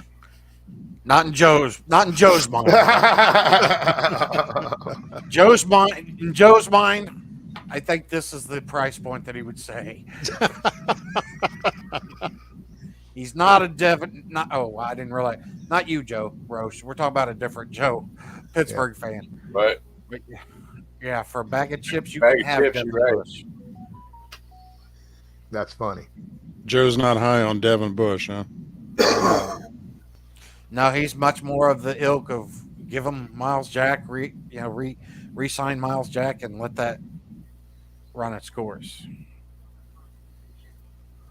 I'd rather pay Paris Campbell $6 to $8 million than sign DJ Shark for 10. Do you roll the dice and go for 2 years with Paris? Because 2 years, $6 million a year, I would do that. I would do it. And then you think about it, he still gets another shot at the apple for before he turns 30. Because isn't he only 26 right now? I think so. Yeah, so he would get he'd be in another contract negotiation, 28, 29 years old. Plus, I think, depending on how we sort out this quarterback situation, I think he could really just, and if we don't get him this year, for at least a couple years, I think he's going to sign for much more money later on. He rested up the first 3 years, so he's got extra time to play. Okay, so besides quarterback and an offensive lineman, what other needs do we need to pick up in the draft? I think we could use a cornerback myself. You figure Gilmore's on his final leg of the contract. We got Tony Brown that's if we re-sign him. You And know, I'm not sold on Isaiah Rodgers yet. I know a lot of fans are. I'm not. How many years does he have left on his contract? He's on his rookie contract, isn't he? Isaiah Rodgers Sr. Isaiah Rodgers Sr. Yeah. Yes, he is. He's on his rookie contract. He's got 2 more years, I think. Okay. But I'm not sold on him yet. I was going through some of the mock drafts yesterday, and I came across one. I saw a name, and the guy has him. We're picking him at third, and that's Devin Achane out of A&M. I don't know if you guys know anything about him. I do not. Never heard of him. He could literally run circles around Naheem Hines. Literally. He is their anchor on their 440 relay team. And he has moves that are like, well, it reminds me of Johnny Manziel. I don't know if you guys really sat down and watched John. I had a chance to watch Johnny live, and the kid moved like a water bug. Absolutely. Like a water bug on top of the water. And that's the way A-Chain is. Cornerback wise, there's a ex-Colt that's a free agent this year. It's cornerback. Yeah. Your guy Rock. Rock's calculated market value is more than what Stephon Gilmore is making. Is it really? Jeez. Holy shit. They got him projected over 12 million. That's ridiculous. Good God. He was a top 10 cornerback this year in the NFL. He played like a top 10 quarterback his last year with the Colts. Yeah, he was definitely got wide freaking good. Yeah. He put those pass interference calls behind him after his first 2 years in the league. Yeah. You know, and he just kept getting better and better. And now Rock is considered one of the better corners in the league. He's one of the best defensive players that the Raiders had this past year. You know, they had him and they had Max Crosby. Yeah. Another thing, another reason that I'm wanting to get a cornerback is we don't know what's going to happen with Kenny Moore. Either we lose him this year, you know what I mean, or maybe one more year. I don't know. I mean, I just don't know what his deal is. Is Kenny still under contract? Yeah, technically until the end of next year. Okay. Yeah. But like I said, he watching his exit interview, presser and stuff, he seemed very resigned with the fact that he wasn't going to be on the roster. Just in the body language, and it wasn't like he sat there and said, "Screw you guys, I'm out of here." But you know what I mean? It was definitely more of my time here has been awesome. I really loved Eber. Everything. A lot of it was about Eberflus and stuff, and it was just like, man. Now you're, so if you lose him this coming year, okay. I mean, what do we have? Because Faison's not under contract. You know what I mean? And then you turn around and look at, you got Dallas Flowers. Did he do enough in special teams to sit there and think that he's going to be our third or fourth cornerback? I don't know. Didn't see much until the final week or two of the season. And I don't want a guy who played a few snaps or half a season or even one season and have to lean on the guy to be your starter the next year. We've seen that shit blow up in our face too much. Right. Fortunately, I want a proven guy as our starters at cornerbacks. You gotta have proven, especially, even nickel, because especially nickel in today's NFL, the slot receiver is one of the more important receivers in the league. I mean, he's like, as in my opinion, more utilized than your X receiver anymore. Because they use him everywhere. Especially over the middle of the field to get rid of the ball quick. My opinion with Kenny is if Gus Bradley stays, I think we have a better chance of losing Kenny if Gus stays. Yeah. If they bring in another DC, possibly we could keep Kenny. It depends. Yeah. Because he obviously on who did it not is. take. He He did not just- he take was the role lost that in- was expected of him this year at all. Yeah, Which I know he was dinged up, but it just he seemed seemed to have- lost. He just seemed Kenny lost in wasn't that used system. on his blitzes like he usually is. right. No. You saw more safety blitzes this year and linebacker blitzes than what you used to see with Kenny. Right. With Gus' scheme. You know? No, but nice thing is the draft's got some decent depth at cornerback. They've got some decent depth at O-line. And here again, the Colts are like, okay, we could use a couple of these. We could use a couple of these. So How many picks do we have this year? 7. We got back to 7, if I'm not mistaken. Because we lost our We got a third. first, we got a second, we have 2/3 or something like that. No, because we lost Oh, one that's third. what we gave up to Matt. Yeah. Well, no, We have gave up one in every round.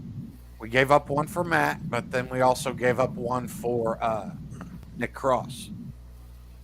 When we moved up to draft him, we gave up a third. Yeah, but we also have the third from Washington. It could have been a second, but Carson screwed that Yeah. up for us. So. Okay.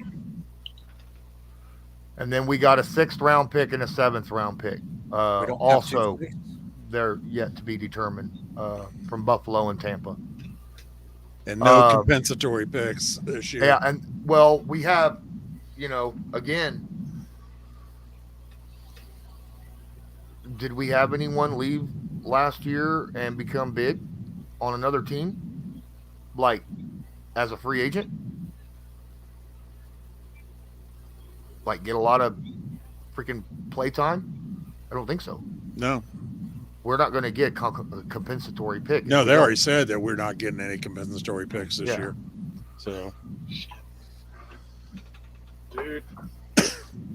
and that's what scares me because I know how much Ballard loves draft picks, and I could see him trading back. I could see him doing it. I could see him trading back a couple spots and picking up more picks. That's a good question, James. Blackman tried cornerback, the nickel, the last 2 games of the year. And he had some positive moments, but that's where our biggest holes were and how we lost the game a lot. Wasn't it the last 4 games, though? Because Kenny Moore was hurt for the last 4. Right. No, I think he only played the last 2, though. I think we tried out other people, like different people at nickel.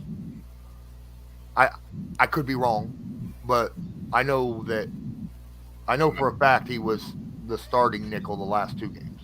Yeah. I really hope. I wish Rodney would stay another year. Well, we Well, haven't heard anything definitive, right? I mean, I know everything's trending that way, but he hasn't made a statement yet, has he? he's going full into podcasting, Is he? so it doesn't look good. But at the same time, nothing's set in stone yet. I haven't heard anything yet from him. I'll probably hear something maybe tomorrow morning. Okay, so you didn't do Speaking one this of week. which, tomorrow morning I'm gonna have to end up jumping off here pretty soon myself because I got my recording with Gerard Powers and Rodney McLeod is tomorrow morning. We had to cut it back because of meetings that they had this week. Have you heard anything about Gerard? Is he thinking about going another year? Yeah, he's sticking around as far as I know. Okay, I didn't know. That's it. Let's bring Gerard back out of retirement. I don't think he's all up for that. No, I don't think so. Just a nice thought. Yep. I always liked Gerard when he played for us.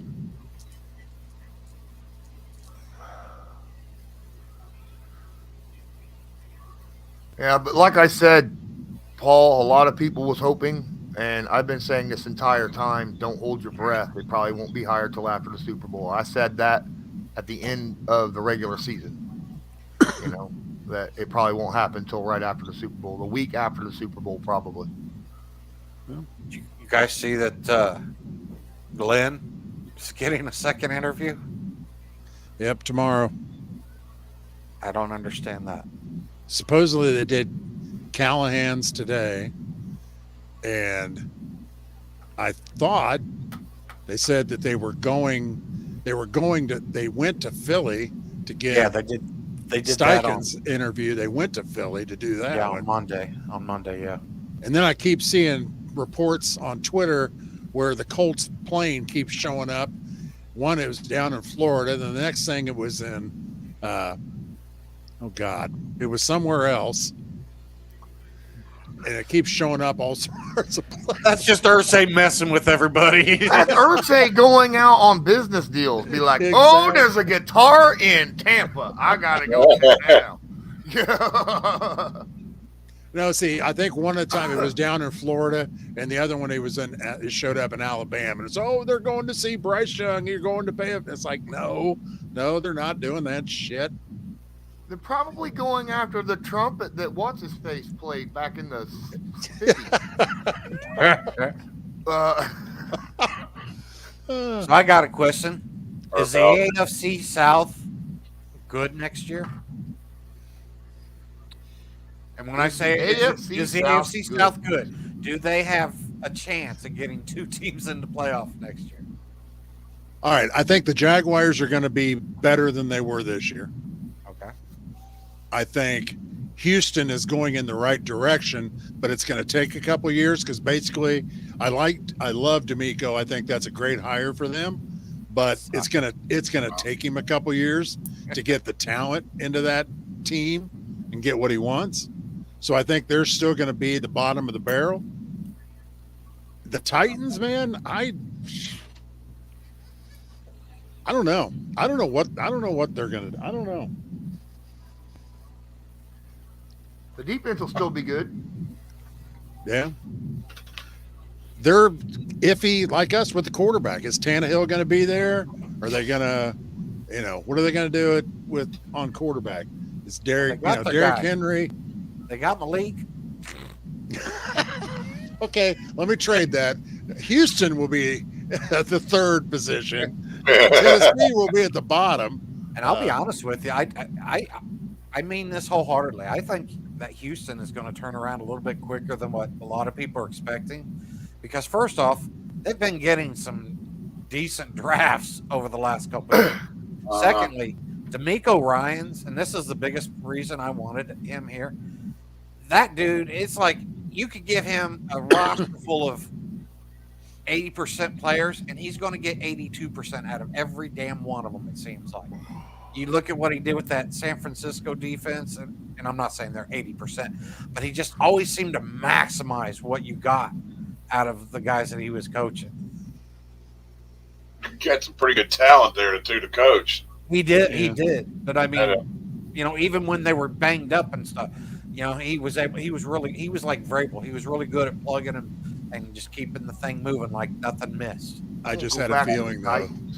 With the draft picks that the Texans have this year, I got a feeling they're like I said, they're going to be a little bit quicker than what you're thinking as far as moving up. Until we get our act together, I can't even say where we're going to be. We may not even be in the AFC South next year. Oh, wow, they're kicking us out. So bad How bad do we have to be to get kicked out of the AFC South? Man, we'll be in the AFC what? We are definitely getting Marvin Harrison Jr. in 2024. That's all there is to it. We could go Derek Henry. We could go join the NFC South and see if any one of those 5 teams might possibly get a winning record. I watched every snap of every game of the NFL this year. Once or more times. And I'm thinking back, even did Derek Henry take more snaps at quarterback than Malik Willis? Yes. Yes. And he was definitely more productive. Did Malik Willis take more running back snaps than Derek Henry? So next year, your starting lineup will be Derek Henry at quarterback, Malik Willis at running back. Right. They're not playing the Wildcat. They're just playing wild. Yeah. Right? Yeah, I don't know. I don't know how we're going to do next year. I don't know. It depends. It depends on who we get at quarterback. There's too many variables right now. We just don't know. B-ball. Once we start getting these people together, is Jim going to keep his mouth shut? Yep. B-ball put a tweet out, I think last week, and he's like, "That's it." He says, "Until proven otherwise, all the teams that I root for, they're all going to be 0-17 or 0-82. He's trying to keep expectations down." And I was like, "That's a bit of an overcorrection, sir, but I get where you're coming from." You're going,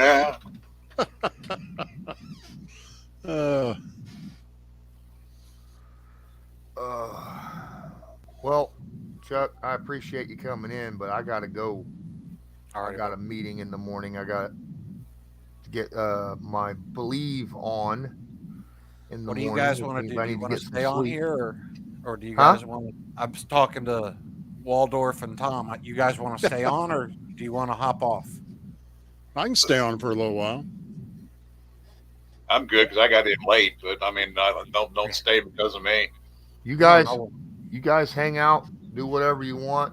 Chuck, you can end the broadcast. Just make sure you end the broadcast when you end it. You know, In the broadcast one. Okay. don't yeah. forget to end the broadcast. I don't want I to wake up in the morning and be like, Still "Shit, going? there's a 17-hour stream going." And there's 5 people in here. Nobody is talking. It's YouTube all night. Colts law up all night. Well, Lawrence, I hope I hope you get out of the quicksand that you've been fighting in for the last month or so, my guy. Hope Yeah, things me start too. tightening up a little bit. Well, guys, hang out. Those of you in here that are in the chat watching this, remember you can join Patreon every week, every Wednesday at this time, 8:00 Eastern. Every Wednesday, it's only $5 a month. We come in here and hang out. Generally, once a month, you'll get to see this. The rest of the times, when we do these, it's Patreon members only. So, and then of course, And the guys even will Lawrence- talk about all the benefits from Patreon, but I got to run. even Lawrence doesn't know when this thing goes live on YouTube. No. And you can have a guest announcer too. You never know. Exactly.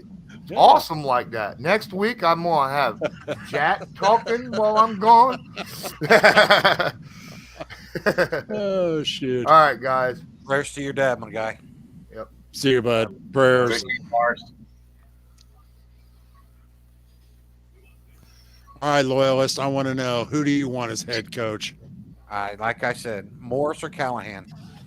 Because to me, I think Morris, if you bring him in, I understand he's majority been defense, but he's done the offense also, made it to a Super Bowl as a wide receivers coach. But my thing is his list of names. Because my only concern with, if you don't go with an offensive-minded head coach, is say you ball out in the second year of your rookie quarterback, you're going to possibly lose your coordinator.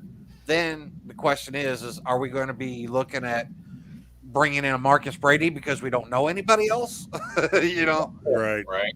So it's like, I like the fact that Raheem is going to have, you could go through his coaching lineage, and I can say there's right now, he's got 3 guys that could be the offensive coordinator for this team.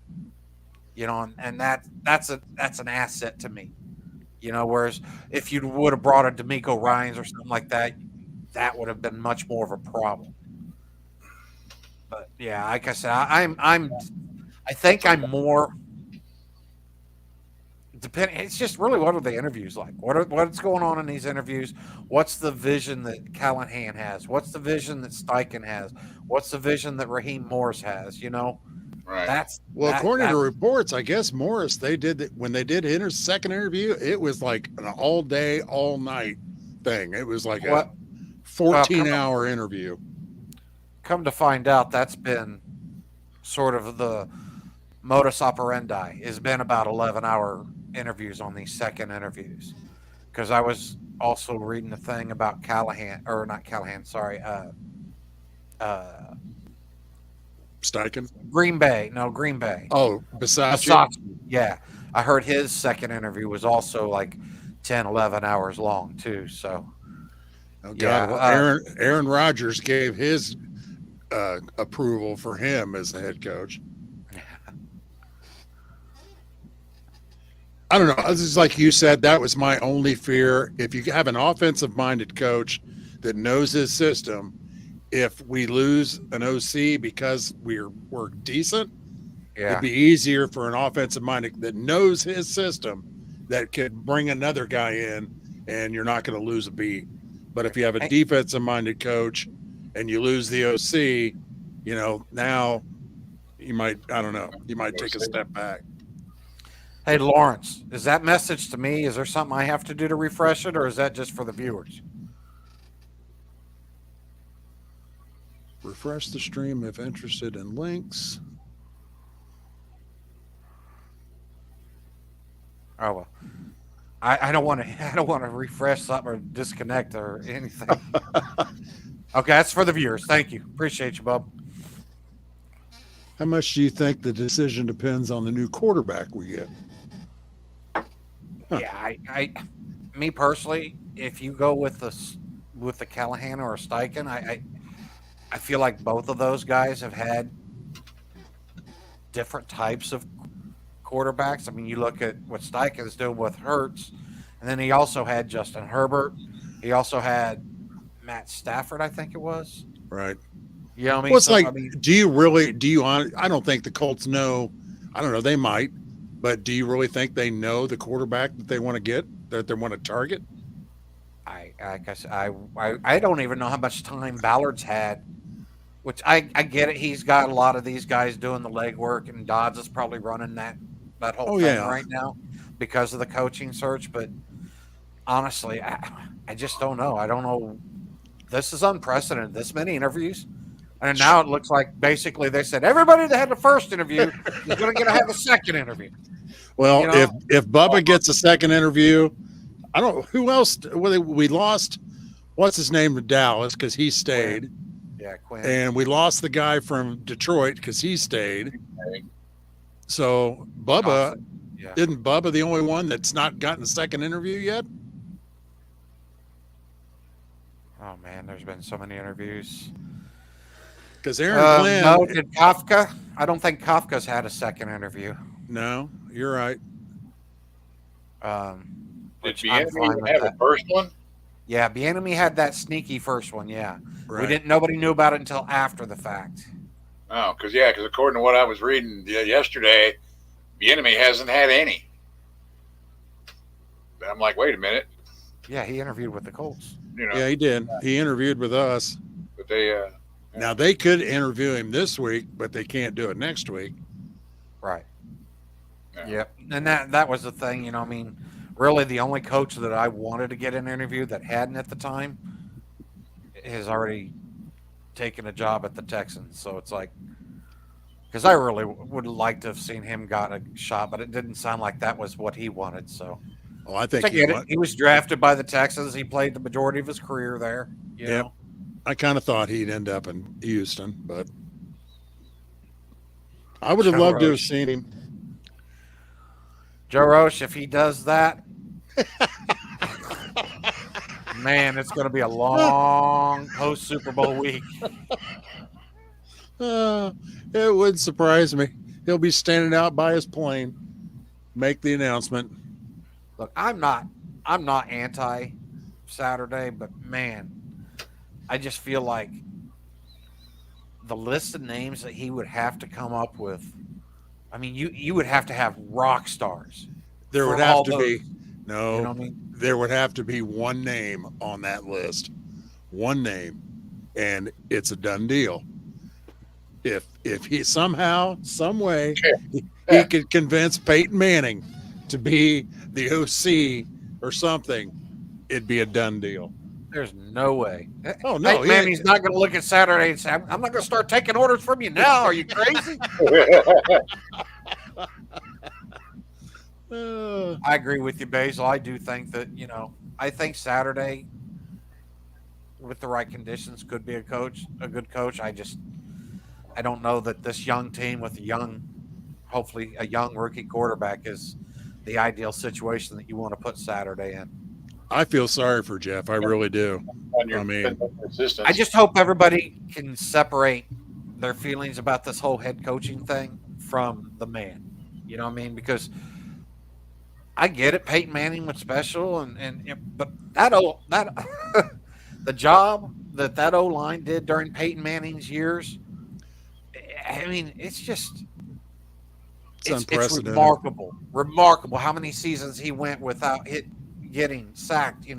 What was it? More than 17 times in a season. I mean, it was like he was on average was being sacked less than once a game for 8-9 years. It seemed like. So that's just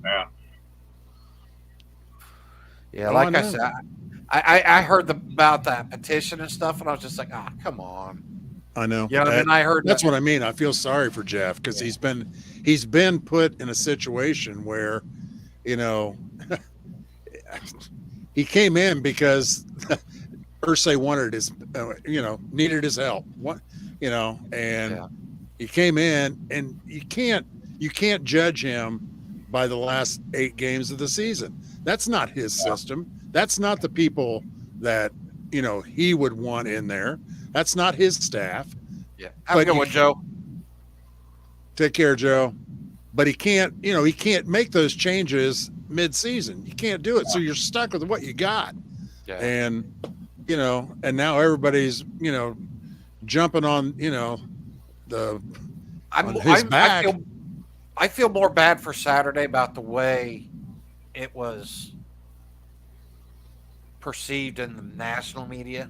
That whole crap, you know what I mean? And the way that it's just being the narrative that's being painted of this situation. I don't buy into the narrative. I just disagree with it wholeheartedly, as far as, and to sit there and say that he has, once again, this is not me validating Jeff Saturday, because I do believe that there's multiple better candidates than he is for the head coach, but I'm not going to sit there and be like, if Saturday is the coach, I'm not going to turn my back on him. I'm not, I heard on one show where they were like, the name that doesn't go mentioned. I'm like, come on, guys.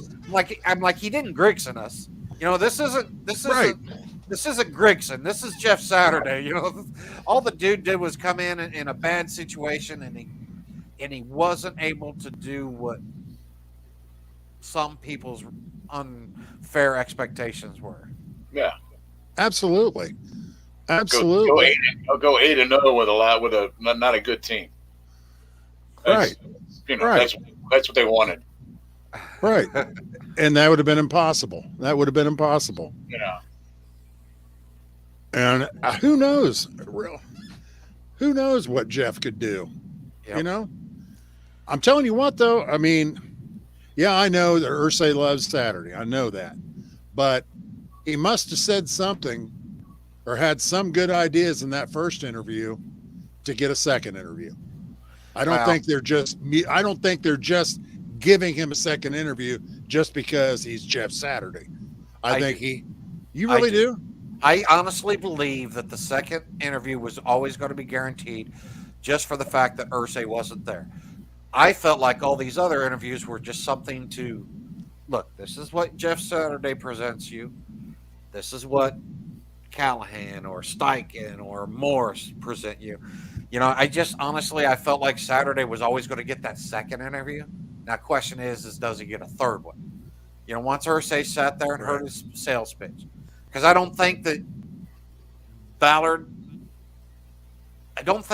could have sat there and said, no, you're not going to get a look at Saturday's vision to Irsay. I think Irsay would have circumvented it and said, no, I want to hear Jeff's pitch. I want to hear what his vision is. So to me, I felt like the second interview in front of Irsay was almost a given. It's the question is where do you go after that interview, though? Because remember, he wasn't part of the first interviews. Right. Well, I'll tell you what, Saturday, I heard when they first brought him in, Irsay brought Jeff in to find out what the hell was wrong with the team. You know, what is going on? What is going on behind the scenes? What is happening? Why are they doing this? Why are they playing like this? We have this roster. We have the talent here, but it's not showing up on the field. And that's why they brought him in to see what the hell's going on. You know? Yeah, for me, what I was telling people was I felt like Irsay was a firefighter. He came in, the house was full blaze, it was burning. Yeah. He came in and he put the fire out, and then he's looking around and he's looking at these embers and stuff, and he's trying to find things that can be transferred into the following years or into the new house that he's going to build or whatever. And I don't think that to sit there and think that that Saturday was going to lead us to 3 or 4 wins. This team offensively was so dysfunctional. I don't see how that's a realistic expectations. My problem with Saturday wasn't the fact of how many wins and losses as much as in the way that we lost. You know what I mean? Some of the historically bad ways that we lost. It was like that was the thing I was having trouble getting over. Okay, but good point. But then you look at our first 8 games. How bad was that New England loss? That was horrible. That was Frank Reich. I mean, how bad was that? You also got to remember that was Frank Reich, but that was also the first that was Sam. That we saw that offensive line. Right. That was the first time that we saw that offensive line. That was the first time that we saw Sam at quarterback and meaningful football. You know, everybody's like, "Oh, Saturday came in and fixed it." No, they were already mixing and matching, and they had gotten Ryman and Fries under Reich. It was just a shit show because sorry about my language, guys. it was a not good product though because of it week 1, and what do you know? Week 2, week 3 things started getting better, and everybody wants to give Saturday all that credit, which I'm down for giving them some of that, but it was just bad. I mean, offensively, it was just so bad. But I mean, okay, like the Minnesota game, we're up 33-0 at halftime, and then they come out and just look like, a whole different team. Everybody wants to put that on Saturday, but Saturday's not the one out there doing it. You got that. A lot of that goes on the players. The way they performed on that field, those guys are professionals. I don't care who your head coach is. Those are professional athletes. Basil, that's not what I said at all. I did not give Frank a pass. I didn't even comment about Frank or anything, and he doesn't build the team either. Ballard's the one who builds the team. No, Frank. Absolutely. Frank was done. He wasn't going to make it again the following year. But yeah, I'm sorry. I when people say I say things, that's not what I'm saying. I'm saying that Saturday, to me, like you were saying, we lost that lead, and I'm not putting that all on Saturday. But why couldn't Saturday or some coach, whether it was, because yes, the defense gave up those points, but the offense scored 3 points. 3 points the entire second half of that game. Well, doesn't that go back? Okay, Jeff's not the one calling the plays. So does that go back on Parks Frazier calling the offensive plays? No, because there again, all this to me, this is my opinion. This is not, but all this to me is no, the damage was done before Saturday ever got here. Oh, when definitely. You got rid of, when Irsay started overstepping, or not overstepping, but when Irsay decided to step in and say, I want you to bench Matt Ryan, I want you to put Sam in. When he sat there and said, I want to fire Marcus Brady, and then you take away Reich. I mean, good Lord. And then the thing is Saturday comes in, he offered it to 3 coaches before Parks Frazier was like, okay, I'll do it. You know what I mean? Somebody's got to do it. Yeah, and nobody else wanted to. And I don't blame Jeff. I mean, Jeff came in a crappy situation. He loves this team. He's a hell of a leader. There's a lot of things I like about Jeff. It just, to me, for a young rookie quarterback, I want to have really sound coaching. Okay, let me ask you this then, Loyalist. And this would be my scenario. If you put Jeff as the head coach, as that CEO role, and you make sure that you get a dynamic offensive coordinator, somebody that can really put in a whole new scheme, get the players to run that scheme and teach that scheme and work with a young quarterback, and let Jeff be what he is, a leader, a CEO of the team. It could work. It could. It could. Like I said, Jeff would have to bring a very, very impressive list of names. But then this comes back to that thing I was talking about earlier. Okay, say that happens. Say Jeff Saturday comes in and this offense gets clicking in year 1 or year 2. Now somebody comes in and cherry picks your OC to make him a head coach. Does Jeff have another horse in the stable to fill that void? Right. You know what I mean? And that's a question to me. How many connections does he really have in this? And I don't know. I'm not making a comment on either one way or the other. I really truly don't know what is his list of connections. And people are like, oh, he was an analyst. Look, them analysts get around and they travel to more games. They talk to more of these coaches. I don't know who he's friends with. I mean, he was also head of the players union. I was going to say, he was the head of the players union. He knows. Yeah, he knows a lot of people. Yeah, I just don't know. Like I said, I really don't know, and that's where the interview process. It's like, look, trust Ballard, trust Irsay to do the right thing. We know these guys are gifted at their respected positions. Just give them time to do whatever. And like I said, I'm going to hop on board. As long as they're not trying to. Okay, Tom Brady's our starting quarterback next year. Okay, that's not an option. So now I'm all right. I'm going to be on board with whatever path they use, and then just hopefully be able to enjoy that. I agree with you, because whoever they get, like we've all said, we're all Colts fans, and I'll support this team 100% regardless. But I really think I feel bad for Jeff. I know, like you said, he loves this team. He loves this organization. He was a pillar of this organization when he was a player. And that damn, petition going on around, that made me mad. It's like, you know what? I didn't see anybody else, jumping at the chance to come in here and coach this team. Yeah. And look, like I said, I'm not that type of fan. I mean, you can see in my name. You know what I mean? I'm not that type of fan. I'm not going to sit there and turn on Jeff or anything, But the thing is if that's how you feel, if that helps you feel better about your fandom, is signing a petition. Yeah, it's pretty sad, though. More power to you. You know what I mean? Well, and it's like I'm going to pull this up. I want you guys. Says, this is from Basil. It says, it makes no sense that Irsay fired Brady. Frank fired him at last-ditch chance to keep his job and failed.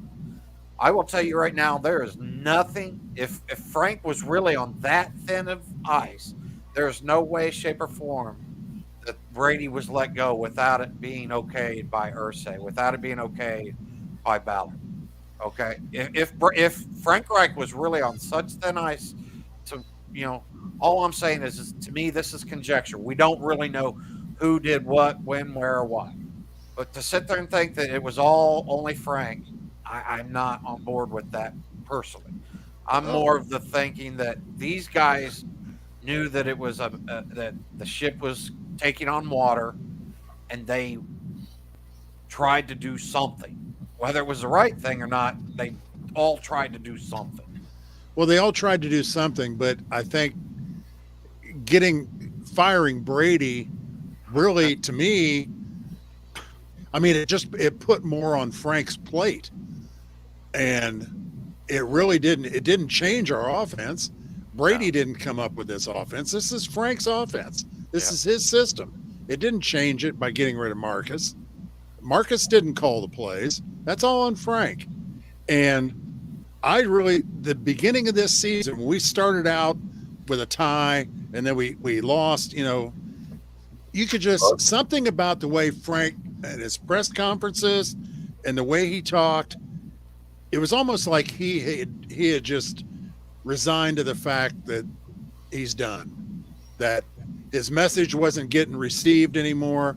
He had, I don't know if he lost, I'm not going to say he lost the locker room, but it just, there was no fire in him. There was no passion. There was no fire. There was no, that killer instinct. There was no, keep your foot on the gas and kill him. It was, I don't know. We'll just get 1% better every day. And, it was the same old crap every single time. It's the same thing we heard for 5 years. And I like Frank, I do. But what the hell what have we done under him since he's been head coach? We made it to the playoffs one time and we lost. That's it. We haven't won an AFC South title in God knows how long. We've had a winning record, but 11-5 and 9-7. I mean, we haven't been anything. We haven't been anything. And I can see. Do what? I was just seeing if Jack had anything he wanted to say. Well, a lot of people lay a lot of that stuff at Frank's feet. I with the quarterback carousel that we've had, thinking that we have, fixed the problem with Phillip, and then we find out that Phillip's only going to play 1 year instead of 2. The Carson Wentz unfortunately didn't work out. I thought it was, hey, under the circumstances, where else are we going to get a quarterback? Right. And then last year, where else again? We're going to get Baker Mayfield. Maybe that would have been better. I don't know. Baker didn't last very long in Carolina. Yeah. Not really. So there, to me, is a lot of stuff that people want to dump on Frank and Chris about. We ended up having to have a crap season to get a draft pick, right, in order for us to go get a quarterback. Otherwise, we were going to give away our team in order to move up to get, right. Yeah. What would it have cost? Of course, it never would have happened. But what would it have cost if, say, Seattle had the first round pick instead of Jacksonville? What would it cost to go get their first round pick to get Trevor Lawrence? Yeah. Right. You wouldn't have a team left. You'd have Trevor Lawrence and crap, which would be basically what he would be. Basically what he went to was you had Trevor Lawrence and crap at, his first year, including a crap coach and everything else. And that's a lot of that stuff. They blah blah blah. It's like, well, they did the best job. They did what they thought they had to do or what they could do to get a quarterback in here, because that's where we were, where we were at. And unfortunately, the thing didn't work out. And of course, this last year, I was excited to get Matty Ice, and all that kind of stuff. But I wasn't expecting the offensive line looked like trash. Right. Absolute total trash. See, for me, I'll tell you guys right now, everybody wants to bust on Ballard. Everybody wants to keep busting on Ballard about this rotating quarterback situation. But yet, you look at who was brought in. They were always Frank Reich guys. Carson Wentz, Phillip Rivers. These were always Frank Reich guys. Right. So to me, that just says, everybody's like, Frank needed to be more boisterous and get a young quarterback. I don't think Frank wanted a young quarterback. I think Frank looked at it and said, no, I'd much rather have Carson Wentz and revitalize his career. You know what I mean? Like you said, Jack, he brought Phillip Rivers in. They fully expected that to be at least another year. Yeah. You know what I mean? In which case, then you're not losing all that draft capital getting a Carson Wentz. And then all of a sudden, could you have drafted a quarterback? But my point is there are so many things that went wrong with 2022 that I feel like everybody here, I'll take a little bit of this blame. I'll take a little bit of this blame. Yeah. And that to me is what said, okay, we got to readjust. We got to recalculate and find our center point again. And that's, I hope that's what this is. I hope the Ballard Irsay, coaching search, I hope they find the right guy and just give this franchise some time to be hopeful. You know what I mean? Well, And not sit I there agree. And I think this is going to be a real talent evaluation. Everybody talks about how he evaluates talent. He hasn't had to evaluate a quarterback. Now's his chance. Yep. Here we are. Well, I mean, and the one thing I want to say too about all this is I hope I get sick and tired of everybody painting the narrative that Irsay is, losing his mind, meddling in this. Okay. The man owns the team. The man knows football. He knows football better than all of us combined. He's forgotten more about football than we'll ever know. And you can't tell me that man does not care about this organization. And he does not care about this city and bringing a winner to this city.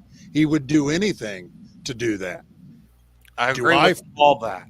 But would you agree that Irsay for freaking 26 years didn't meddle? You know what I mean? He didn't overstep it.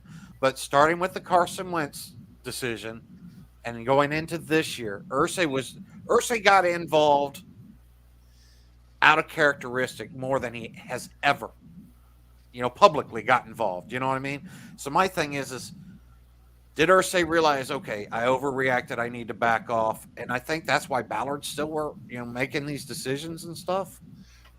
I think Irsay showed that, unfortunately, I put myself in that situation. If I was Irsay and this was my team and I saw what we were doing, losing to Jacksonville in 2021, that last game of the season, not doing not winning an AFC South title, I think he had enough. And I think he showed his fandom as being a Colts fan. Yes, he's the owner and his decision, what he says goes, plain and simple. Doesn't matter what we think or what we say. What he says goes. But I think he showed that he was a fan. He might have made a mistake, but I think at that time he was just like, we got to stop the bleeding.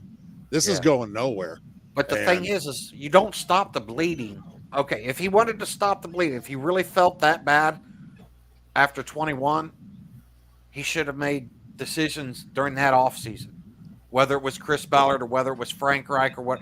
If he felt like, this team was that much of an abstract disaster, then he should have just made that decision. To me, an owner makes those decisions like right now and deciding who your coach is going to be right now. Whenever the owner starts Jerry Jones and stuff up mid-season and stuff, that's when it's always, because we've said it. Yeah, he got rid of Reich and brought Saturday in. But what was Saturday going to do? It wasn't his guys. It wasn't his regiment. It was just to hold this thing together until this point. And to me, I just feel like the owner, if an owner wants to make those decisions, he makes it whenever he's deciding who the GM is going to be, who the head coach is going to be. That's when the owner makes those decisions. Because to your point, he is a fan. You've seen me on these live game reactions. I don't even act like I'm acting in the right frame of mind sometimes because of my emotional state. And to your point, Irsay is the biggest fan of us all. Not of us, but the biggest Colts fan of all of us. And I love that about him. But that is not the person that needs to be making multi-million-dollar decisions that are going to live with the franchise for 4 to 6 years. Well, and I think that's why, to your point, I think that's why we're seeing all of these interviews right now. Like I said, I think Irsay realized, okay, I didn't do that the right way. Let's readjust. Because I can't tell you how many times Irsay has said that his job is to sit there and let the football guys do football things. Right. Right. You know what I mean? And I know that was his philosophy, and I stuck up for Irsay hardcore when everybody was like, Irsay is the one who fired Carson Wentz and blah blah blah. I'm like, no, I said that's not how Irsay operates. But then when you take that with what happened this year, it's like, okay, I can't defend it anymore because now you've got a history of it, you know, and now, like I said, hopefully Irsay is readjusted. He's gone out and played a couple concerts and got, you know, strummed a guitar or two, and now he's back to his even being a great owner, because I do believe he's one of the top 3 owners in the NFL. I really do. I do too. Because of his passion and stuff, but also because of his history.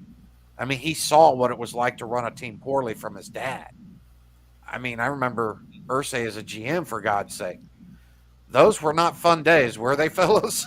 No. So. No, not at all. But I think they'll get it right. I hope. I just hate seeing some of our fan base just, you know, and I know a lot of it's just clickbait and Twitter bull crap and all that. Yeah, a lot of that's just social media, and it just, you know, they can moan and groan all they want, but yet, you know, also a bunch of fans that are spoiled. Well, it's like all this complaining all this season, but you know, I went to most of the games this year, and that place was packed every single time. Yeah. So, you know, I like Ballard. I think keeping Ballard is a good thing. I really do. I think, like you said, Loyalist, I think he's one of the top 3 GMs in the league. You know, if you get rid of him, who are you going to get? Who's going to, you know, is someone going to come in and do better than he did? I mean, he put this, you know, if you, like you said, you look at on paper, this roster, my God, we got a lot of talent on this team. There's a lot of talent. Now, why it didn't show on the field, I don't know. Yeah, maybe, like, you know, maybe that's what Saturday was brought in to figure out, but I don't know. Yeah. And that's like what I told Lawrence. I can sit here and talk to you guys, and I you know, sit there and talk to people face to face out on, you know, in the real world, and it's like, okay, you know, and you get different levels of it. But then when you get on social media, especially like Twitter, you know, and then it's so daggone negative. And it's like, I get it. There's not a lot to be happy about, but hey, we got a football team. I remember what this time was like when we didn't have a football team. Yeah, exactly. You know, I mean, I remember what it was like whenever we would have begged for a 4-win season, you know? Yeah, I remember those early years. Yep, you're right. And it wasn't pretty. That's why, you know, a lot of the fans nowadays, they don't remember those days. They don't remember what it was like. Oh, when, you know, Chris Chandler and Jack Trudeau and Art Schleister were our quarterbacks. And, oh, my God. Mike Pagel. Yeah, Mike Pagel. They don't remember that. So, I don't know. It's going to be an interesting draft, for say the least. It's definitely going to be an interesting offseason. That's actually just coaches and then the coaches bringing in coaches, and then, you know, the draft and all that. It's going to be interesting. I'm excited. I am so excited for this season because of the new. You know what I mean? Oh, me too. To your point about Frank Reich, I love Frank Reich's positivity, but to me, that can cause a negative effect, because then people are more, how do I want to say it? They're less driven to fix problems, I guess. Oh, coach ain't going to come down hard on me. It's okay. And I'm not saying that these guys need that per se, but just whenever a guy gets a big old punch bowl of poop and looks at it and says, that's a pretty color. I mean, you know what I mean? When it's like, no, man, the thing stinks. It's nasty. It's just gross. But Frank Reich's message is like, that's a good-looking color. I'm like, I don't care about the color. And I love that. You know, like I said, I love that mentality to an extent. But whenever the thing is how many slow starts did we have? I want a coach that comes in here, is fired up about this job, gets the team fired up about the job, about the franchise, and it just give me some hope, man. Because I'm not Well, even asking. You I'm hit not the even nail. asking You hit playoffs the next nail right on the head. When was the last time we had a decent start to a season? It's not been under Frank, that's for sure. Well, I think Jim Caldwell was the last coach that we had a decent that we started out. No, wait, a good blazing. we started decent with Arians, didn't we? I mean, I know it was Pagano's Well, no, team. yeah, We were 1-5. We hadn't beat. We had to beat. Was that a Green one? Bay. Okay. no, the beat first. Green Well, Bay. the first. Gone right down the toilet. The first year with Andrew Luck, we won 11 or 12 games. We went Yeah, to the but playoffs. we were 1-5 at the beginning of that season. Yeah, Yeah. When Pagano went into the hospital, that everything, right. like I said, we beat, and we had a big comeback against Green Bay where Reggie got the touchdown and stuck his hand out over the Right. goal. right, That propelled our whole season because of Chuck Strong. right. I mean, that did it. I mean, when Andrew scored that run-in touchdown and threw the ball up against the big banner at the end of the, it fired everybody. Hell, it had me fired up. I'm watching on TV just because of the circumstances that it was in, and there was rookie quarterbacks up till Andrew Luck came along. Rookie quarterbacks' best season they ever had was 6 wins. Right. Andrew had 11. All right. But they were 1-5 at the beginning of that year. Yeah. They Well, I think sucked. Loyalist hit the nail on the head. It's like we need a coach that can come in here and give us that fast start. No more slow starts. I mean, this team has always been like that. Always. I have to mute myself, guys. So carry things for just a minute, please. We can do that. Yeah. I think that's a problem. It's just we've always got off to a slow start for Yeah, we always been behind the eight ball some to start reason. the season. Yeah. And I don't know why, but Yeah. it was like that every year under Frank. And you're right with Bruce Arians and Chuck. And I was trying to think the second year with Andrew, did they get off to a slow start then? After Chuck came back after that first season, he was back. Next season, I don't know, because I think we won 12 games that next year too, or 11. No, we were 11-5 three seasons in a row. Yeah, Yeah. because one of those years that was Deflategate. We went to the AFC Championship game. Yeah, 2004, Right. 2014 rather. Right. So Yeah, I think Peyton Manning was the only quarterback that we ever started strong with. yeah, we always started strong with Payton. We just fizzled out in the playoffs.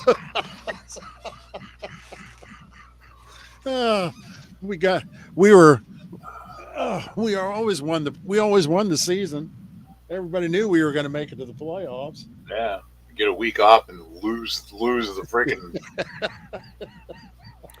I hope we can have that year was 2006 when we were only going to be on the road Yep, and that's when we for the won. playoffs, and of course we couldn't stop the running game.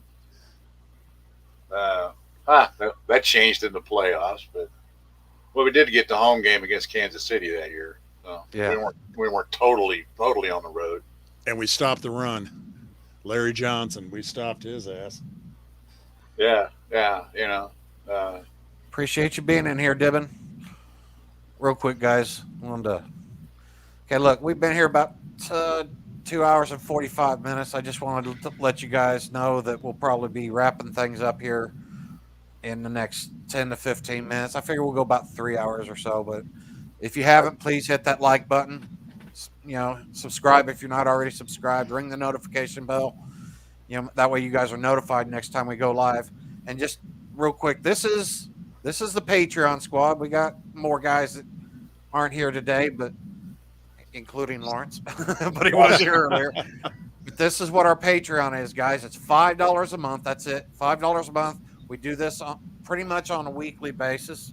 We miss, with family emergency or something, but we always try to, do this. Also with the Patreon, you get all the behind the scenes look at Believe in Colts. You get access to any content that Lawrence or I put out and stuff.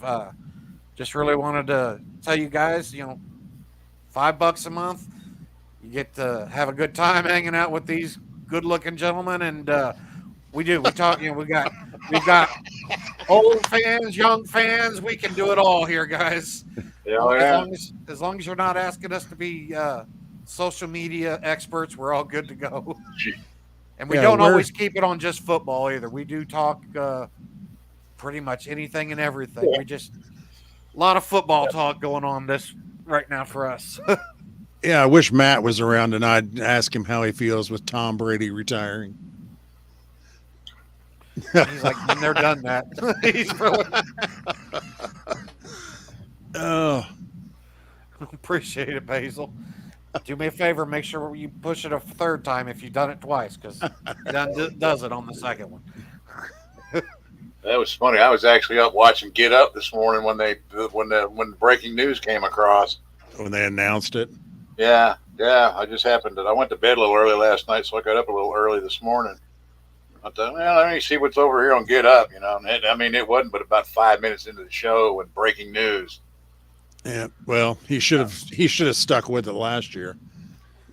You guys got any thoughts on the Super Bowl? Yeah, we beat one of them and we lost the other one by 1 point. Yeah.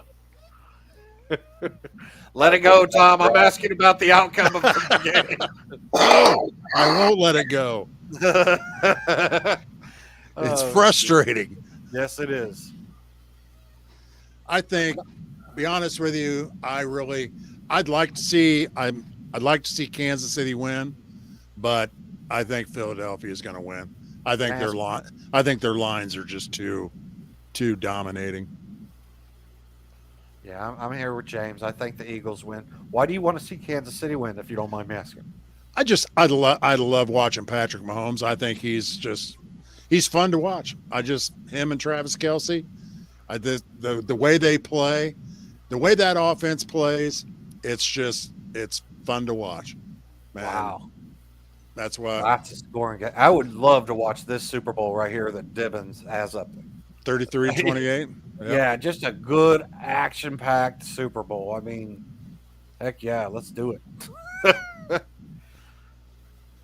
don't know. Do you think the Eagles are going to win?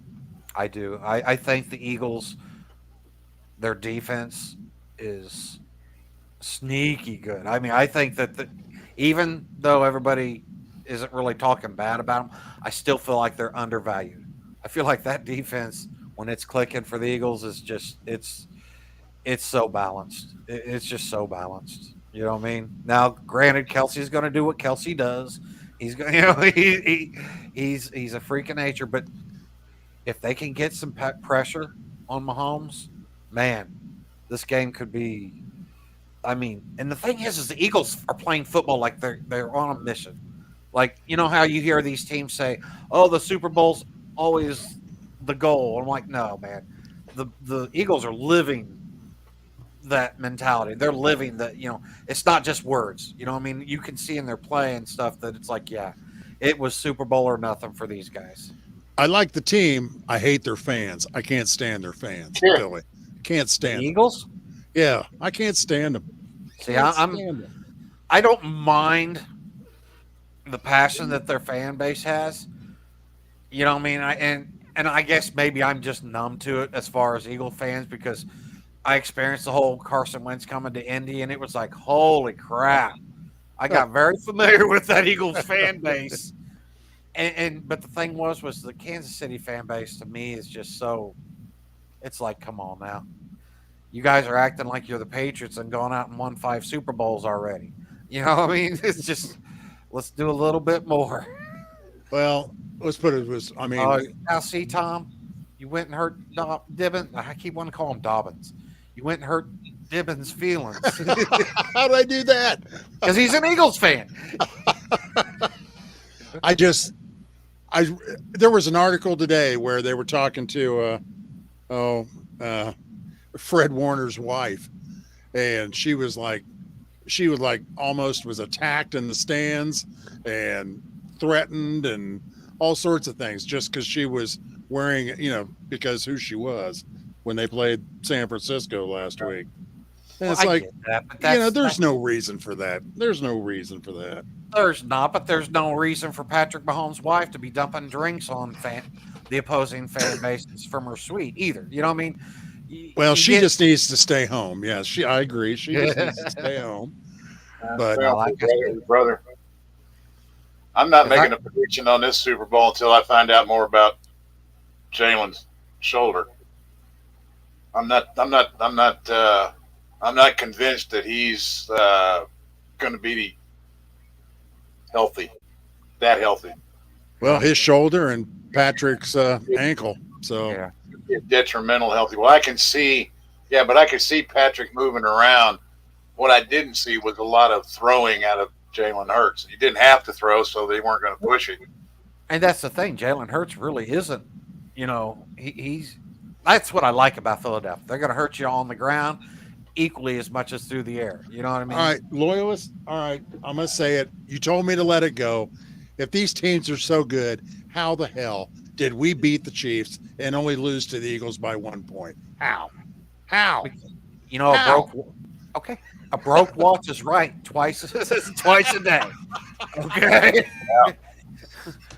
Yeah. I mean, what did we do right in those 2 games? I mean, what was it? Holy nothing, crap. actually. I was at both games. I still don't know how we won. It was like, wow. I feel like we played Philadelphia a lot better than we played Kansas City. Oh, we did. Yeah, Definitely. Kansas City had to beat themselves more than Philly had to beat themselves. Exactly. Right. And the thing is I feel like, to your point, Jack, about these quarterbacks I feel like they're going to be as healthy as you're going to be playing in a Super Bowl. You know what I mean? Honestly, sure. I feel like they're going to have aches and pains, but I don't think it's going to be anything that affects their outcome.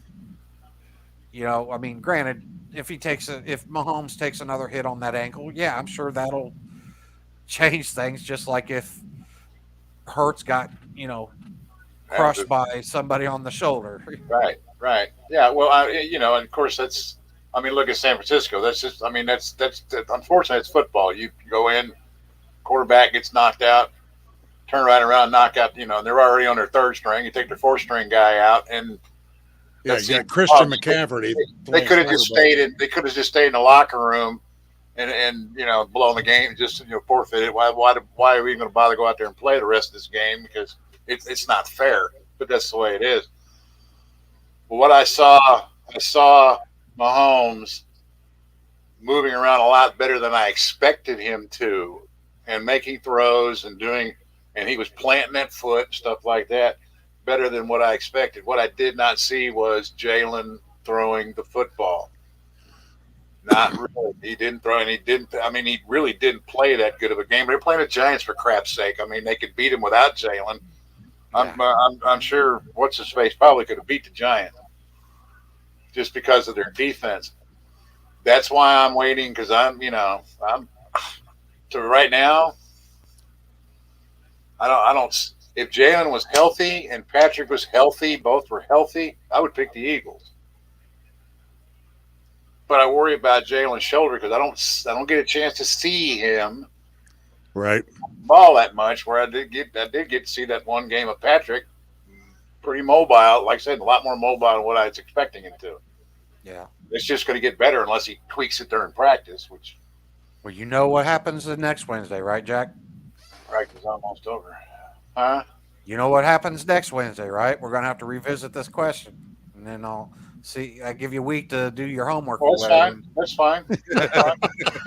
That's what I'm saying. This week, I'm not going to put anything out.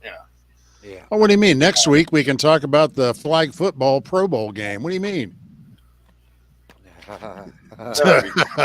We can talk about that now if you want, damn it. There's not much to talk about. What do you mean? I'm waiting for the hilarity between Payton and Eli. Right. Screaming at each other across the field, doing just, wacky. That'll be entertainment. That'll be fun. Wacky, which would be more entertaining than the football game they used to play because you couldn't blitz, you couldn't tackle, you couldn't touch, you couldn't do anything. So what was the point? Might as well play flag football. Okay. You can tear a knee up flag football just as well as you can in real football. True. Yeah, True. I had a friend of mine do it. So no, but yeah, I'm looking for entertainment and some hilarity out of with those two coaching. I just Right. I can see Payton running across the field and chasing Eli around and shit or something. I can see it. Of course, it would take him 10 minutes to get across the field, but probably have to borrow the cart and run him over there. And then chase Eli around. All right, we're gonna leave on that one. Don't take off. All right, fellas, just hang on. I just want to We're say, not. Okay. Colts Nation, we appreciate you guys hanging out with us. This is our Patreon. Like I said, 3 hours of the best content you can hope for. Y'all come back now, you hear? We appreciate you guys hanging out with us. James, You don't get this anywhere else. That's for sure. James, Basil, Dibbins, all you guys, we appreciate it. And until next week, you guys, or until the next show, you guys have a good one.